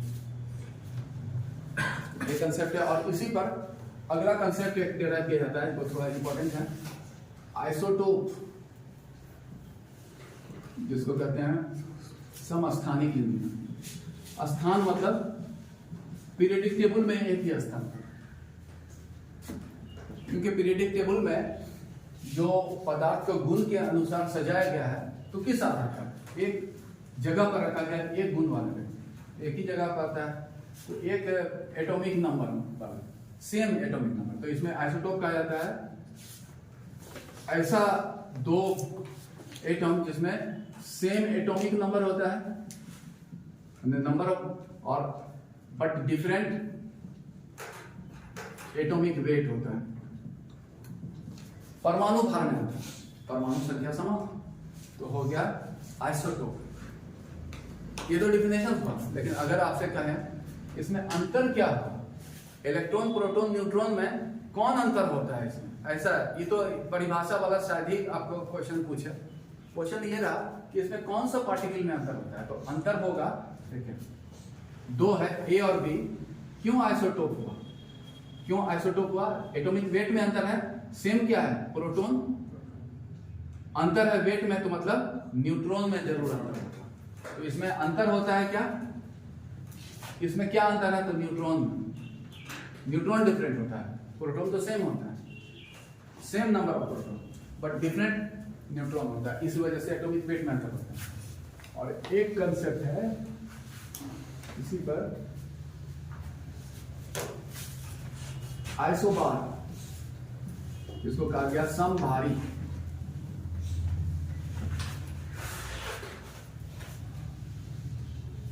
समभारी कहा गया कि यहाँ पर different atomic number but same atomic weight. ऐसा पदार्थ जो होता है एटॉमिक वेट बराबर है लेकिन एटॉमिक नंबर में अंतर है। ये परिभाषा हुआ, लेकिन इस परिभाषा के अलग में बताइए अंतर कौन सा पार्टिकल हुआ। अंतर जैसे हम लोग बोले आइसोटोप में हो गया, न्यूट्रॉन में अंतर, तो इसमें जो अंतर होता है प्रोटॉन तो अंतर होगा ही, तो भी डिफरेंट एटॉमिक नंबर है। और न्यूट्रॉन भी समान नहीं होता है, न्यूट्रॉन भी अंतर होता है, इसमें कोई भी नहीं होता है, दोनों में अंतर होता है। आइसोटोप में न्यूट्रॉन में भी डिफरेंट और प्रोटॉन तो डिफरेंट होता ही है। और इसमें आइसोटोप में जो इधर वाला जो डिस्कस कर रहे हैं वही आपके लिए फैक्ट्स इंपॉर्टेंट है। तो आइए, ये तो हो गया आइसोटोप और आइसोबार का कंसेप्ट।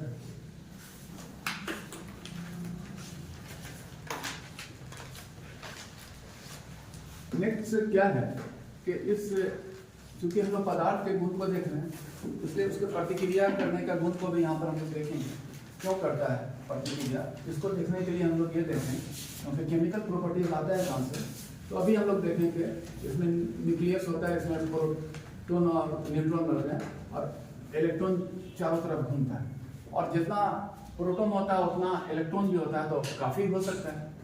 तो ये जो घूमता है उसमें कक्ष में, तो कक्ष जो होता है उसमें इलेक्ट्रॉन की संख्या के आधार पर कक्ष बहुत सा हो सकता है, जिसको कहें ऑर्बिट या सेल।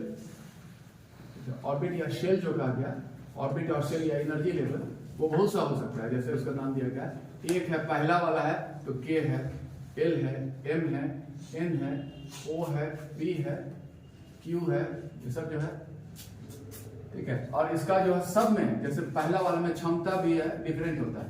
कैपिटल से आता है 2 होता है, के एल में होता है कितना 8, एम में 18, 32 क्षमता जो होता है इलेक्ट्रॉन रखने का, तो मैं 32 किसमें है कितना इलेक्ट्रॉन है उतना होगा। जैसे किसी में अगर 20 इलेक्ट्रॉन है तो सोचिए कितना होगा। पहला वाला में हो जाएगा 2, दूसरा वाला में 8, तीसरा वाला में कितना है 18 है, तो कितना हो जाएगा 10 ना। तो 10 तो नहीं होता है ऐसे, तो चलिए ऐसा है 20 वाला हम लोग कहते हैं 17 है अगर है तो कितना हो जाएगा 7 हो जाएगा इसमें। किसी में अगर 11 है तो कितना हो जाएगा 2 हो जाएगा, 8 हो जाएगा, इसमें 1 हो जाएगा ठीक है। तो ऐसा ही है मैक्सिमम।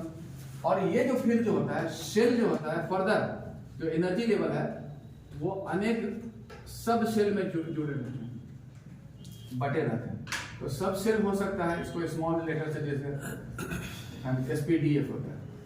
और उसमें जो है सबकी जो क्षमता है इलेक्ट्रॉन रखने की, जैसे हम लोग बोले इसमें होता है 2 होता है, इसमें होता है 6 होता है, उसमें 10 होता है, इसमें 14 होता है। ऐसा ही है।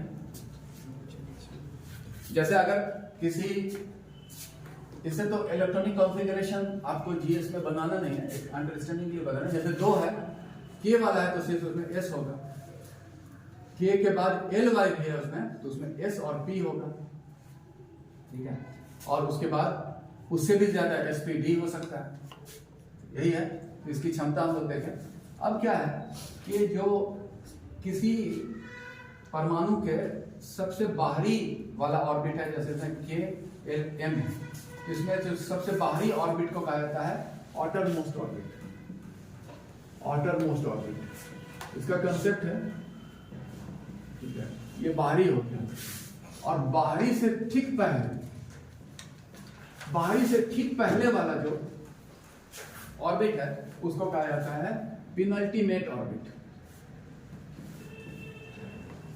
तो पिनल्टीमेट इसका भी याद रखिए। तो क्या है कंसेप्ट, यहां पर हम लोग ये देखें कि हर जो एटम होता है उसका टेंडेंसी होता है, उसकी इच्छा होती है क्या कि अपने ऑर्डर और मोस्ट ऑर्बिट में 8 इलेक्ट्रॉन रखे, ऑक्टेन। पहला वाला में सिर्फ अपवाद है, 2 ही क्षमता है, तो डुएट कहते हैं उसको। तो टेंडेंसी होता है ऑक्टेन नंबर पूरा करने का। ऑक्टेन नंबर उसको कहते हैं 8 इलेक्ट्रॉन। रखने का क्षमता होता है। 8 इलेक्ट्रॉन रखने का टेंडेंसी होता है। अब इस टेंडेंसी को किसी तरह से वो पूरा करना चाहता है, इसीलिए स्टेबल नहीं है, किसी तरह से मिल जाता है दूसरे एटम के साथ और बना लेता है मॉलिक्यूल इस टेंडेंसी की वजह से। और यही टेंडेंसी की वजह से उसमें होता है प्रतिक्रिया करने का गुण, कि दूसरे से प्रतिक्रिया करता है। क्यों? क्योंकि वो ऑक्टेन नंबर पूरा करें, यही है उसका अपने टेंडेंसी के कारण वो हमेशा ऑक्टेन नंबर पूरा करना चाहता है। और ये प्रतिक्रिया करने का गुण जो होता है उसी को तो कहते हैं वैलेंसी। तो वैलेंसी किस बात पर डिपेंड करता है कि ऑर्डर मोस्ट ऑर्बिट में इलेक्ट्रॉन की संख्या पर कितना है। जैसे अगर यहां पर है 7 तो उसको 1 लेने की इच्छा है, अगर यहाँ 6 होता तो उसको 2 लेने की इच्छा होती, तो उसको क्या होता है वैलेंसी 2 हो जाता है, उसका 6 होता है। अगर यहाँ पर हो जाता है उसका 5 तो 3 लेने की इच्छा होती है, तो हो जाता है उसका वैलेंसी 3। तो वही हुआ, number of electron present in the outermost orbit determines valency, वही होता है। तो अब ये जो होता है वैलेंसी क्या हुआ, प्रतिक्रिया करने का गुण ऑर्डरमोस्ट ऑर्बिट में रहता है। अब यही ऑर्डरमोस्ट ऑर्बिट में करने के लिए क्या करता है, वो दूसरे इस टेंडेंसी के कारण जो है वो प्रतिक्रिया करता है। कैसे? कि दूसरे तत्व से मिलता है, दूसरे तत्व के साथ बॉन्ड बनाता है। यही बॉन्ड बनाना जो है ना, केमिकल रिएक्शन में जो होता है क्या, नया रासायनिक बंधन बनता है, यही है उसका।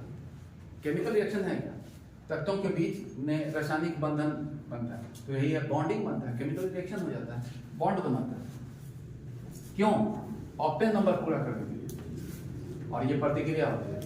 ये जो केमिकल बॉन्ड है, अब जो थोड़ा सा हम लोग देखें, ये जो उसका टेंडेंसी को है, तो इस केमिकल बॉन्डिंग को कहा जाता है। केमिकल बॉन्ड जो हुआ वो हो गया क्या, 2 प्रकार का उसको डिफाइन करते हैं। एक हो जाता है इलेक्ट्रोवायलेंट बॉन्ड, इलेक्ट्रोवायलेंट जिसको कहते हैं विद्युत संयोजी बंधन एक कहा गया, और दूसरा जो है कोवैलेंट बॉन्ड, सह संयोजी बंधन, ये है इलेक्ट्रोवायलेंट और कोवैलेंट बॉन्ड। तो इलेक्ट्रोवायलेंट बॉन्ड की विशेषता है कि जो 2 पदार्थ है, जैसे हम लोग बोले ये X है, ये Y है, इसमें एक अगर मिल जाता, 7 है जिसमें 17 था, इसका एटॉमिक नंबर बना, प्रोटॉन है तो उसमें इलेक्ट्रॉन भी 17 ही हो, और यहाँ 11 था Y में, तो इसमें ऑर्डर मोस्ट है, तो इसका टेंडेंसी एक छोड़ना आसान है, चाहता है कि एक चला जाए, पेनल्टी मेट ऑर्बिट में 8 रह जाएगा, ये चाहता है एक गेन कर ले तो मेरा 8 हो जाएगा, तो इसमें क्या होगा, ये इसको दे देगा, तो इसका हो जाएगा 8 पूरा और इसका हो जाएगा 8 पूरा। लेकिन इस प्रोसेस में क्या होगा, इससे एक इलेक्ट्रॉन निकल गया, तो इस पर क्या है, जितना प्रोटॉन है 11 प्रोटॉन, तो 11 इलेक्ट्रॉन भी है, तो एक इलेक्ट्रॉन निकल गया, तो इसमें बचा क्या, 10 इलेक्ट्रॉन और 11 प्रोटॉन बचा। तो 10 को तो न्यूट्रलाइज किया, एक प्रोटॉन की वजह से जो एक्स्ट्रा बचा उस पर हो जाएगा पॉजिटिव चार्ज, और इस पर है 17 प्रोटॉन और 17 इलेक्ट्रॉन है, तो 18 इलेक्ट्रॉन हो गया, तो इस पर हो गया एक इलेक्ट्रॉन ज्यादा, तो इस पर नेगेटिव चार्ज। तो मतलब इलेक्ट्रोवैलेंट बॉन्ड में यही होता है, इलेक्ट्रॉन का ट्रांसफर होता है, खास बात, और इसके क्रम में बनता है क्या, ये चार्ज एटम। ये चार्ज एटम जिसको कहते हैं ना, आवेशित जो एटम है उसी को कहा जाता है आयन का बनता है, ठीक है।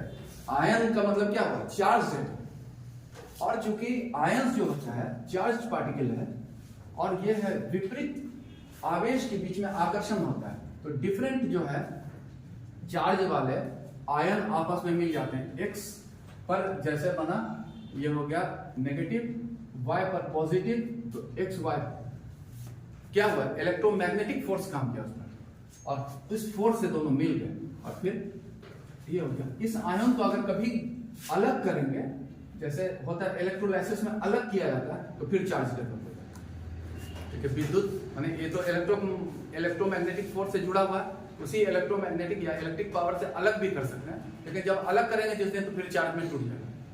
तो चूंकि ये जो होता है इसमें इलेक्ट्रोमैग्नेटिक फोर्स काम करता है, ठीक है, इसलिए बहुत ही मजबूत बंधन बनता है। ये सबसे मजबूत बंधन है इलेक्ट्रॉन, बिकॉज ऑफ इलेक्ट्रॉन माने कि यहाँ एक्शन में रहता है इलेक्ट्रोमैग्नेटिक फोर्स। और कोवेलेंट बॉन्ड में क्या होता है कि ये दो पदार्थ जैसे है, इसमें 7 था उसमें 7 था। तो इसका उदाहरण हम लोग देखते हैं ऐसा, नमक, नमक माने सोडियम क्लोराइड जो हुआ ऐसा बनता है। इलेक्ट्रोमैग्नेटिक बॉन्ड का तरह बहुत ही मजबूत होता है। और इसका मजबूत बंधन होने की वजह से क्या होता है खास बात, ऐसे पदार्थ का चूंकि बहुत स्टेबल होता है, इसलिए इसका क्या होता है मेल्टिंग पॉइंट, मतलब कि उसका द्रवनांक, क्वथनांक, ठीक है, इस तरह का जो होता है उच्च होता है। बहुत ही ऊंचे तापमान पर यह पिघलता है या फिर वाष्प में परिवर्तित होता है, जो भी इलेक्ट्रोवैलेंट बॉन्ड से बना होता है कंपाउंड। ये उसका विशेषता हो जाता है, मतलब उसके फिजिकल प्रॉपर्टीज को प्रभावित करता है। और कोवेलेंट बॉन्ड में क्या होता है, ये जो है शेयर कर लेता है, इलेक्ट्रॉन शेयर कर लेता है, साथ है एक अपना साझा कर दिया, तो किसी तरह से एक बार यूं घुमाएं, एक बार जैसे भी साझा किया है, तो इसमें होता है इलेक्ट्रॉन शेयरिंग होता है। लेकिन ये उतना, जैसे क्लोरीन हो गया, ऑक्सीजन हो गया, ठीक है, ये नाइट्रोजन गैस हुआ, तो इतना मजबूत नहीं होता और उतना ज्यादा उसका हाई मेल्टिंग पॉइंट और बॉइलिंग पॉइंट नहीं होता है। और ये सब है, इस तरह से बनता है बॉन्डिंग। तो केमिकल रिएक्शन होता है क्यों, तो देखा गया कि जो है ऑक्टेन नंबर पूरा करने के लिए। और हम लोग ये बताते हैं, इसलिए एटॉम जो होता है वो इंडिपेंडेंट स्टेट में नहीं पाया जाता है, वो हमेशा प्रतिक्रिया करके बना लेता है मॉलिक्यूल। जबकि जिसको कहते हैं हम लोग इनर्ट गैस या आइडियल गैस, तो वो क्या होता है उसका ऑक्टेन नंबर ऑलरेडी पूरा रहता है, इसलिए वो क्या होता है एटॉमिक फॉर्म में पाया जाता है। इसलिए अपवाद था, अपवाद का कारण है कि प्रतिक्रिया जब भी करेगा तो बन जाएगा मॉलिक्यूल, रहेगा ही नहीं, लेकिन जो नहीं प्रतिक्रिया करता है वो तो एटॉमिक फॉर्म नहीं रहेगा, इसी वजह से था अपवाद। तो चलिए ये तो हुआ। अब हम लोग देखते हैं सब कि जो है मैटर के बारे में इतना देखें, अगला देखते हैं हम लोग मैटर का state, state of matter, state of matter. रूप, अनेक रूप में बांटा गया पदार्थ को, और वो स्टेट जो है जो बांटा गया है ऐसा है, तो रूप में पाया जाता है सॉलिड, लिक्विड, गैस, एक और भी कहा गया प्लाज्मा, थोड़ा इसको हम लोग बताएंगे। इसको कहता है फोर्थ स्टेट ऑफ मैटर, पहले उसको तो मेन हम लोग को सॉलिड, लिक्विड, गैस देखना है।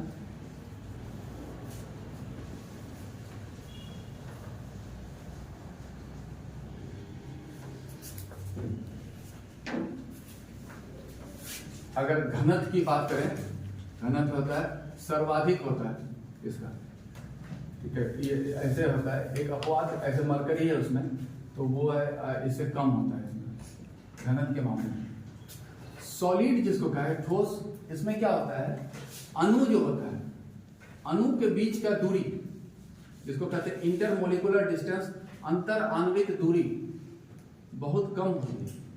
नजदीक रहने की वजह से, नजदीक रहने की वजह से जो होता है इसके बीच में अट्रैक्शन ज्यादा होता है, उसको क्या है अंतर आणविक बल, बल जिसको कहा जाए इंटरमोलिकुलर अट्रैक्शन ज्यादा होता है।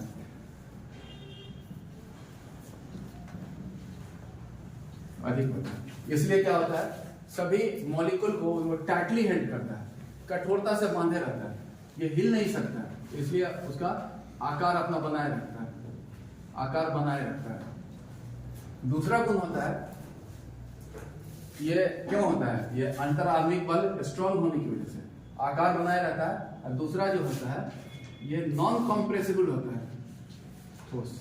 नॉन कॉम्प्रेसिबल करने का मतलब ये हुआ, ये सब उसका विशेषता है, मतलब जैसे कि आप सोचिए कि इतना बड़ा बैलून होता है ऐसा, इसमें हवा भरा हुआ, इधर दबाइएगा तो इधर खुल जाएगा, इधर दबाइएगा तो उधर खुला, ठीक है, तो यही हुआ कॉम्प्रेसिबल है, वो गैस है। लेकिन ठोस को ऐसे दबाइएगा तो उधर नहीं ना चला जाएगा, तो वही हुआ नॉन कॉम्प्रेसिबल। लिक्विड में भी दबाइए, इसमें पानी भी भर गया तो भी इधर से उधर चला जाएगा, ये दोनों कॉम्प्रेसिबल होता है, ये नॉन कॉम्प्रेसिबल होता है, ठीक है, यही है इसका गुण। और फिर सॉलिड भी जो है इसको डिवाइड किया गया दो प्रकार में। और करें तो इसको कहते हैं, एक को कहा जाता है अमोर्फस और एक को कहते हैं क्रिस्टलाइन। ये अमोर्फस हुआ रवादार और बेरवादार।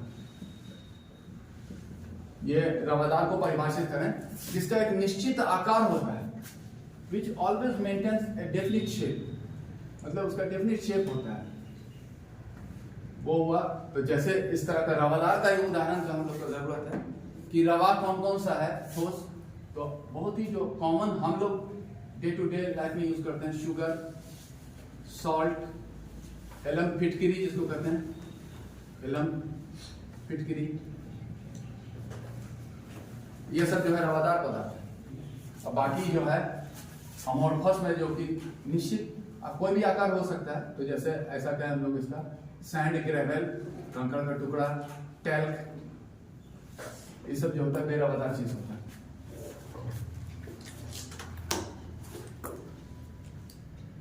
यही है। अब जो है लिक्विड को करेंगे कि ऐसा पदार्थ होता है जिसका जो होता है फिक्स्ड वॉल्यूम होता है बट नो फिक्स्ड जो होता है शेप होता है।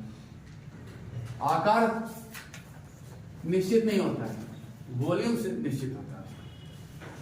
और ये कैसे होता है, बर्तन मतलब जो कंटेनर के आकार का ग्रहण करता है, बर्तन जिस बर्तन में रही हो वैसा आकार ग्रहण होता है।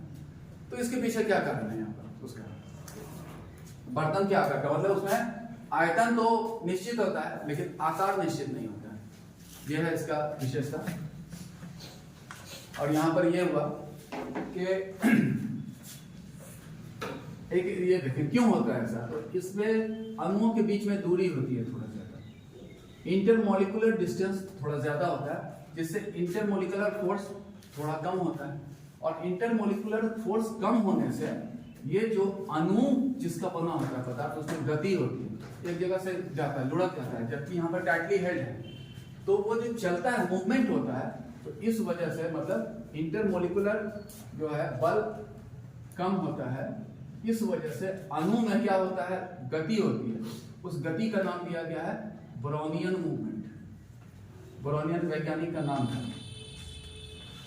ये ब्राउनियन मूवमेंट है, ठीक है। तो क्या खास बात क्या हुआ, लिक्विड में होता है ब्राउनियन मूवमेंट, और ब्राउनियन मूवमेंट की वजह से क्या होता है, ये बर्तन के आकार को ग्रहण कर लेता है। इसके पीछे यही कारण है, बिकॉज ऑफ ब्राउनियन मूवमेंट। और ब्राउनियन मूवमेंट होने का कारण है कि डिस्टेंस अधिक होता है, जिससे उसके बीच का आकर्षण का बल जो होता है वो कंपैरेटिवली कम होता है, लेकिन फिर भी अट्रैक्शन होता है।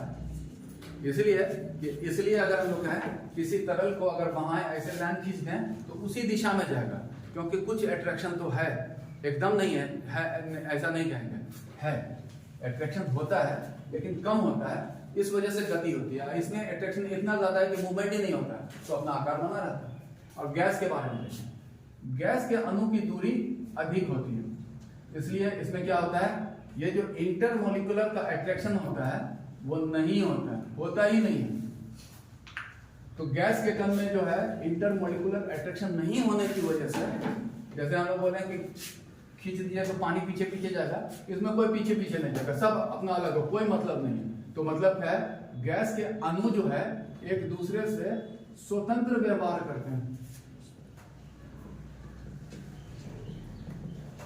एक दूसरे से स्वतंत्र व्यवहार करते हैं। अब ये स्वतंत्र व्यवहार करने की वजह से इसमें क्या होता है, हम लोग ये चीज देखें कि जैसे अगर हम लोग तरल में के अणुओं में थोड़ा आकर्षण होता है आपस में, कि इस तरल में अगर आप पानी डाल दीजिए तो केरोसिन डालिए तो केरोसिन ऊपर और तरल नीचे, जैसे एक्स केरोसिन है और वाई जल है तो केरोसिन ऊपर है, अपना अलग अलग है। लेकिन क्या है, इसमें अगर एक गैस से एक्स दूसरा है वाई मिला दीजिए तो कोई किसी का ऐसा नहीं कि वाई वाला एक साथ y x y x y x सब एक दूसरे से मिल जाए, मतलब अट्रैक्शन रहता ही नहीं है, तो कोई भी किसी से मिल जाता है। और इस वजह से जो घटना एक दूसरे में मिल जाता है, इस कारण इसमें होता है क्या, इस वजह से होता है जो एक दूसरे गैस में होता है, जो घटना गैस में होता है उसको कहा जाता है डिफ्यूजन। डिफ्यूजन हो जाता है, गैस में डिफ्यूजन होता है, ये गुण है गैस का। Because molecule of gas behave independently of each other, किसी के साथ भी वो मिक्सअप हो जाए। और इस डिफ्यूजन का अगर हम लोग डे टू डे लाइफ में उदाहरण देखें, डिफ्यूजन जैसे हम लोग एक बात कहें कि कमरे के एक कोने में आप जो स्प्रे करते हैं रूम फ्रेशनर मारे तो आपको यहाँ भी सुनाई देगा। तो क्यों होगा ऐसा? डिफ्यूजन की वजह से, क्योंकि वो वोलेटाइल है, वो गैसेस में बदल गया और मिल गया और आपके सुनाई हुआ, तो वो जो होता है फैल जाता है गंध गैस का, डिफ्यूजन। सारा उदाहरण है वो डिफ्यूजन होता है। डिफ्यूजन होने का वजह यही है कि गैस के जो मॉलिक्यूल होते हैं एक दूसरे से स्वतंत्र व्यवहार करते हैं। तो यही हुआ, इसका हम लोग परिभाषित किए। एक हम लोग देखते हैं अगला, प्लाज्मा को हम लोग देखते हैं। प्लाज्मा थोड़ा सा बताते हैं, बहुत ही छोटा सा क्वेश्चन है उस पर।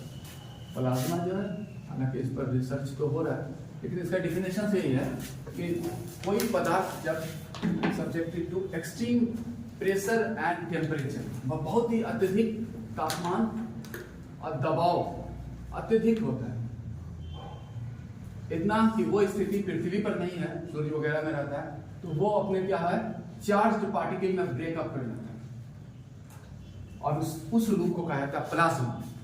पृथ्वी पर तो नहीं पाया जाता है, लेकिन सूर्य में प्लाज्मा स्टेट में पाया जाता है। जितने भी स्टार्स हैं पदार्थ क्या है, प्लाज्मा स्टेट में पाया जाता है। और यही प्लाज्मा स्टेट में जब आता है तो उसमें होता है न्यूक्लियर फ्यूजन। जैसे सूर्य की ऊर्जा के पीछे कारण क्या है, न्यूक्लियर फ्यूजन रिएक्शन। हालांकि पृथ्वी पर भी ऊर्जा प्राप्त करने के लिए न्यूक्लियर फ्यूजन रिएक्शन पर तो हो ऐसा संभव किया जा रहा है कि कब इन एग्जॉस्टिबल सोर्स ऑफ एनर्जी मिलेगा, लेकिन अभी एक्सपेरिमेंटल स्टेज पे है। इसलिए प्लाज्मा तो प्लाज्मा ही है, सूर्य प्लाज्मा का ही बना और उतना तापमान दबाव उस स्थिति पृथ्वी पर नहीं है, तो नहीं पाया जाता है। तो इसलिए इस प्लाज्मा को कहा जाता है फोर्थ स्टेट ऑफ मैटर। ये तो सीधा क्वेश्चन हुआ कि what is fourth state of matter, it is plasma.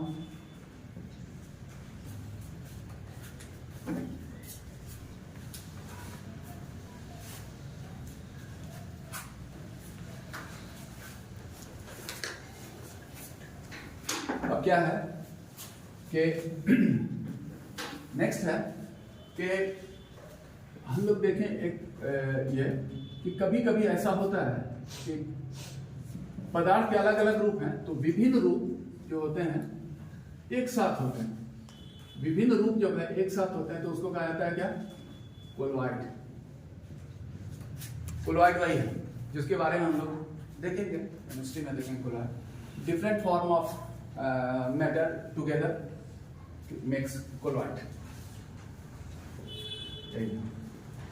ठोस है या गैस में है, फॉग है कोलॉइड का है, जिसमें फॉग जिसमें डस्ट पार्टिकल होता है, जिसके चारों तरफ वाटर का एक फिल्म बन जाता है, तो हो गया सॉलिड एंड लिक्विड वाला हो गया एक साथ। बहुत सा ऐसा उदाहरण है, तो कोलॉइड बनता है। अब एक चीज हम लोग ये देखें कि कोलॉइडल पार्टिकल जो होता है, कोलॉइडल पार्टिकल अब हुआ चेंज ऑफ स्टेट। ये सॉलिड लिक्विड गैस है तो वो बदलता भी है, तो वो change of state of matter. जैसे हम लोग बोले सॉलिड है, इसको अगर गर्म किए तो बन जाएगा लिक्विड, और गर्म किए और फर्दर हीटेड तो बन जाएगा गैस। ठीक है, तो यहां पर एक प्रोसेस है, साइंटिफिक प्रोसेस। सॉलिड को गर्म किया और वो लिक्विड में बदल गया, तो ये प्रोसेस हुआ या लिक्विफिकेशन कहते हैं, द्रवीकरण। लिक्विफिकेशन हो गया, द्रवीकरण कहा गया। और लिक्विड को और फर्दर गर्म किया तो वो गैस में बदल गया, तो इसको कहें वेपोराइजेशन, मतलब वाष्पीकरण। और ये नाम है process, but from liquid to gaseous state, vaporization. अगर इसको ठंडा करेंगे तो रिवर्स प्रोसेस होगा, ठंडा किए तो लिक्विड में बदल दिया। लेकिन इस प्रोसेस को कहा जाता है कंडेंसेशन, प्रोसेस का नाम है। संघनन, ठीक है। फिर इसको फर्दर ठंडा किए तो हो गया सॉलिड, और इसको कहा गया फ्रीजिंग, हिमीकरण। ये सब प्रोसेस है चेंज ऑफ स्टेट से।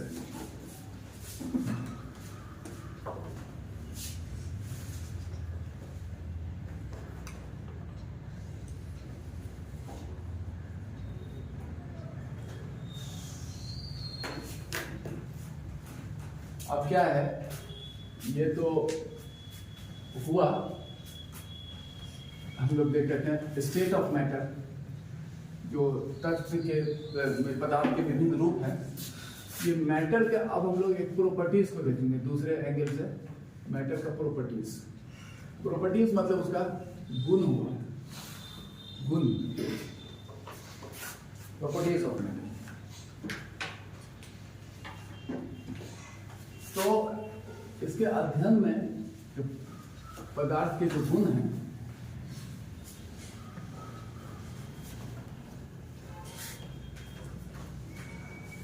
ऐसे दो भाग में बांटा गया। उसके चूंकि अभी फिजिकल वाला ही गुण देख रहे हैं हम लोग, जो कि उसके भौतिक गुण ही हैं। तो भौतिक गुण में एक होता है जनरल प्रॉपर्टीज, सामान्य गुण, ये सामान्य हो गया, और एक हो गया विशिष्ट, स्पेसिफिक प्रॉपर्टीज।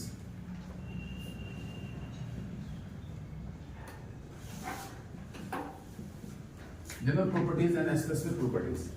तो जो जनरल प्रॉपर्टीज है वो ये है कि ऐसा गुण जो पदार्थ के सभी तीनों रूप में होता है, तीनों रूप में पाया जाता है, मतलब सॉलिड, लिक्विड एंड गैस, सभी में पाए जाते हैं। उन गुणों को अभी चर्चा करेंगे, उसी को कहते हैं जनरल प्रॉपर्टीज। और स्पेसिफिक प्रॉपर्टीज जो हुआ वो अलग अलग पदार्थ में पाया गया। जैसे हम लोग कहें ये सॉलिड के अलग सभी में होगा, और ये different distinct properties of solid का डिफरेंट, लिक्विड और गैस का सबका अलग गुण, यही है। तो वो स्पेसिफिक, तो हम लोग अब देखेंगे इस जनरल प्रॉपर्टीज को भी और स्पेसिफिक प्रॉपर्टीज को भी।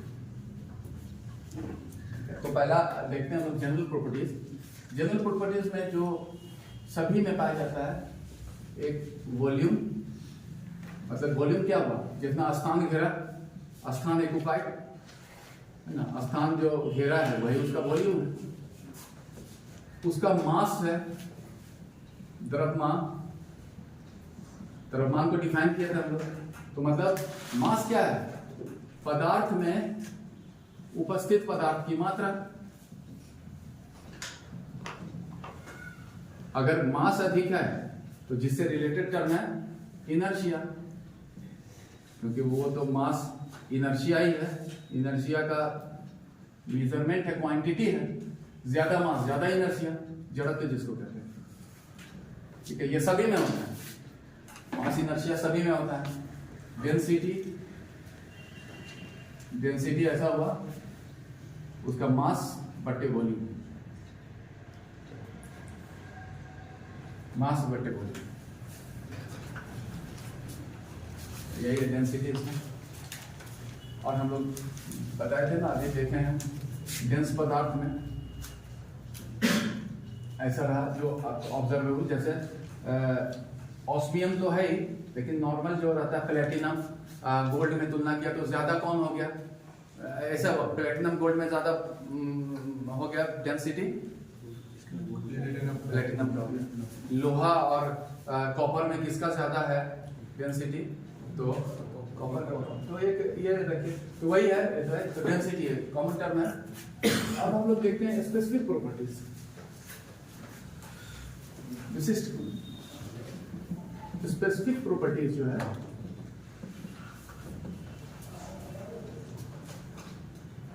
विशिष्ट गुण, जो सॉलिड के अलग, लिक्विड के अलग और गैस के अलग होते हैं, स्पेसिफिक प्रॉपर्टीज। इसमें जो हम लोग चर्चा करेंगे,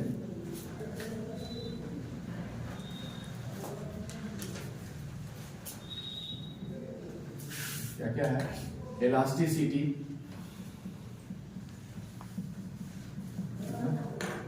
टेनसिटी, इलास्टिसिटी प्रत्यास्था को कहते हैं, ये टेनसिटी तन्यता,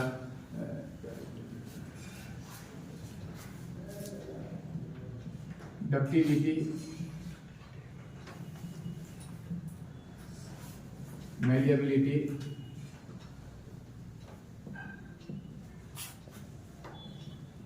हार्डनेस, और एक हो गया ब्रिटलनेस, भंगुरता कहते हैं इसको। थोड़ा थोड़ा डिफाइन करते हैं हर कंसेप्ट को जो सभी ठोस में पाए जाते हैं।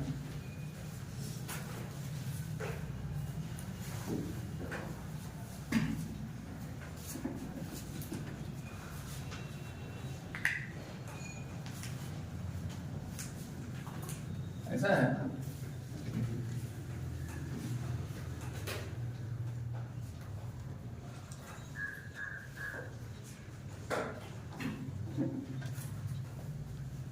ये जो है इलास्टिसिटी जिसको कहा गया, इलास्टिसिटी को ऐसा कहना, कोई ठोस है जैसे लोहा का है, इस पर हम लोग बड़ा सा रॉड है, इसको हम लोग बल लगाए, तो बल लगाए जो हुआ, तो बल लगाने को कहा जाता है उसको स्ट्रेस। अगर उस पर अप्लाई किए स्ट्रेस तो उसमें क्या हुआ, इधर दब गया, अंदर में इसमें ऐंठन हुआ ना, इसमें जो अंदर में जो उत्पन्न हुआ उसको कहा गया स्ट्रेन। स्ट्रेस से उसमें स्ट्रेन उत्पन्न हुआ। अब क्या है, उसको कोशिश रहेगा कि वापस आने का, फिर से जैसे स्ट्रेस आता है फिर से आना। तो कुछ जो होता है पदार्थ ठोस, छोड़े तो फिर वापस आ जाएगा, कुछ जो होता है उतना नहीं है, कुछ जो इतना पर छोड़े तो ऐसे ही रह जाएगा।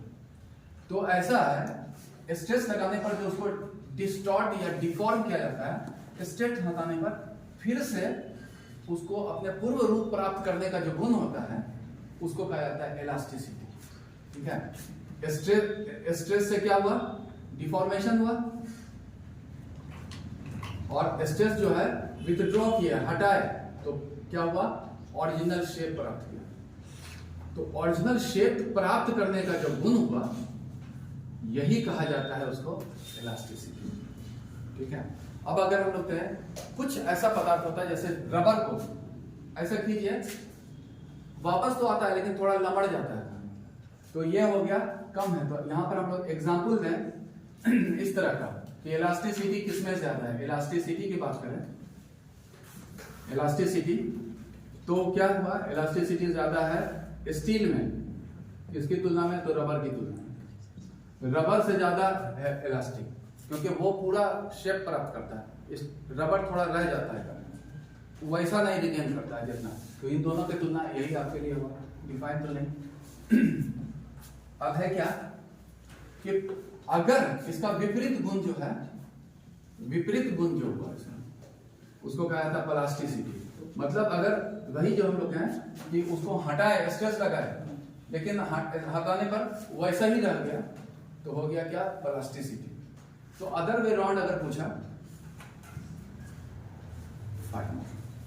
अच्छा तो अगर इसका उल्टा हुआ, तो अगर आपको उल्टा पूछा, इलास्टिसिटी ज्यादा है इसका, उल्टा बोला प्लास्टिसिटी किसमें ज्यादा है, तो रबर का ज्यादा। जैसा गूंदा हुआ आटा, आटा में क्या होगा, गूंद दीजिए थोड़ा सा आएगा, वो रह जाएगा वैसे, तो क्या हुआ उसमें, कौन सा गुण हुआ, प्लास्टिसिटी हुआ। तो ये रबर और ज्यादा है स्टील से, तो यही है इलास्टिसिटी। अब एक चीज इसमें कहा गया है, इसमें इससे रिलेटेड जो है, इलास्टिसिटी से रिलेटेड हुक्स लॉ दिया हुआ है। तो एक्चुअली क्या है, हुक्स लॉ को उस तरह से हम लोग को डिफाइन नहीं करना, हम लोग बोले जनरल अंडरस्टैंडिंग के लिए रिलेटेड है कम से कम हुक्स लॉ इलास्टिसिटी से। उसमें कहा गया है कि एक इलास्टिक लिमिट होता है, जैसा लोहा स्टील को बोला गया, एक यहाँ तक नहीं तो वापस आ गया, लेकिन इसको बहुत ज्यादा मोड़ देंगे तो फिर अपने ओरिजिनल शेप को नहीं करेगा, तो यहीं तक था, उससे ज्यादा करना उसका इलास्टिक लिमिट से बाहर था। तो उसमें यह कहा गया कि हर पदार्थ का अपना इलास्टिक लिमिट होता है, इलास्टिक लिमिट से ज्यादा उस पर स्ट्रेस लगा देंगे तो वो प्लास्टिक की तरह व्यवहार करता है। यही है हुक्स लॉ, माने कि किसी भी इलास्टिक पदार्थ में if stress is applied beyond it's elastic limit करना, तो फिर क्या हो जाएगा, वो प्लास्टिक की तरह व्यवहार करेगा। हालांकि स्टील है, लेकिन इसको अगर लटक के टेढ़ा कर दीजिए तो फिर सीधा नहीं होगा। तो यही है हुक्स लॉ, उसी से रिलेटेड है। नेक्स्ट आइए टेनसिटी।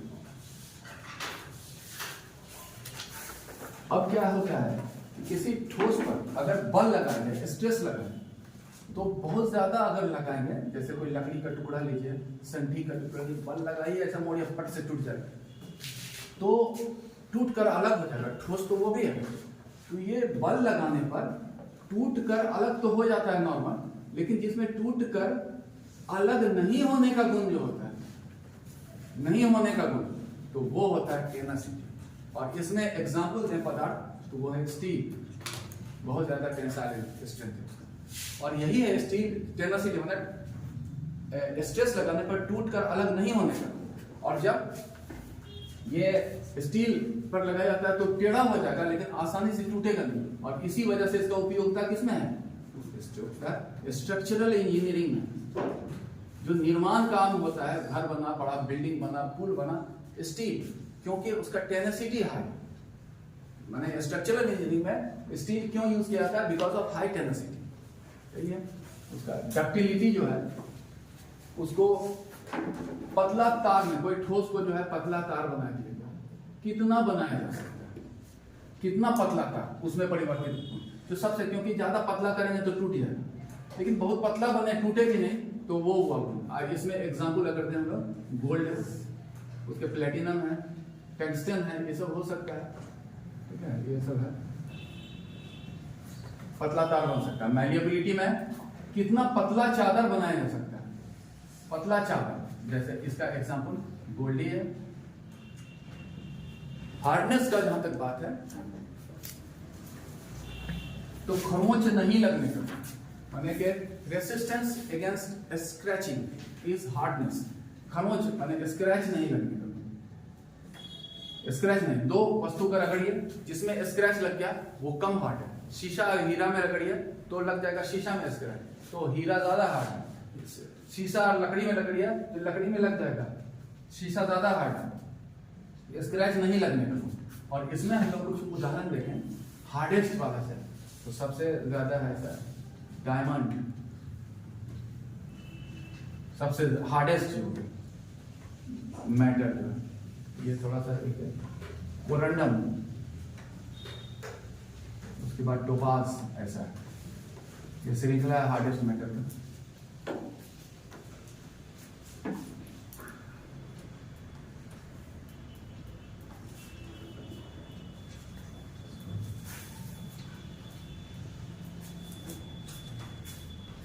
और एक इसका देखिए भंगुरता, बिटलनेस।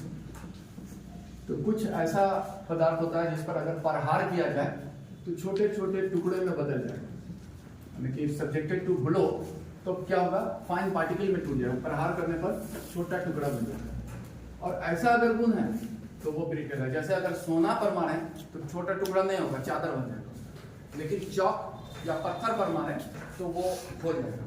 तो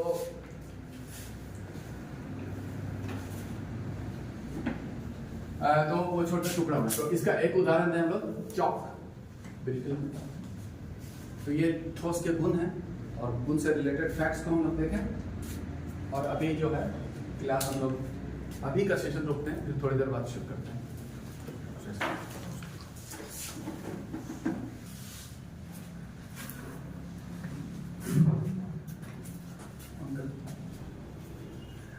आज का सेशन हम लोग यहीं पे क्लोज करते हैं। कल फिर होगा सेशन, और आप लोग में जो आए हैं तो ठीक है, जो नहीं आए हैं वो भी यहाँ पर आकर इसमें शामिल हो सकते हैं डायरेक्ट ऑफलाइन क्लास में, कोई फी नहीं है उसका। और फिर आइए और इसमें शामिल होइए और लाभ उठाइए।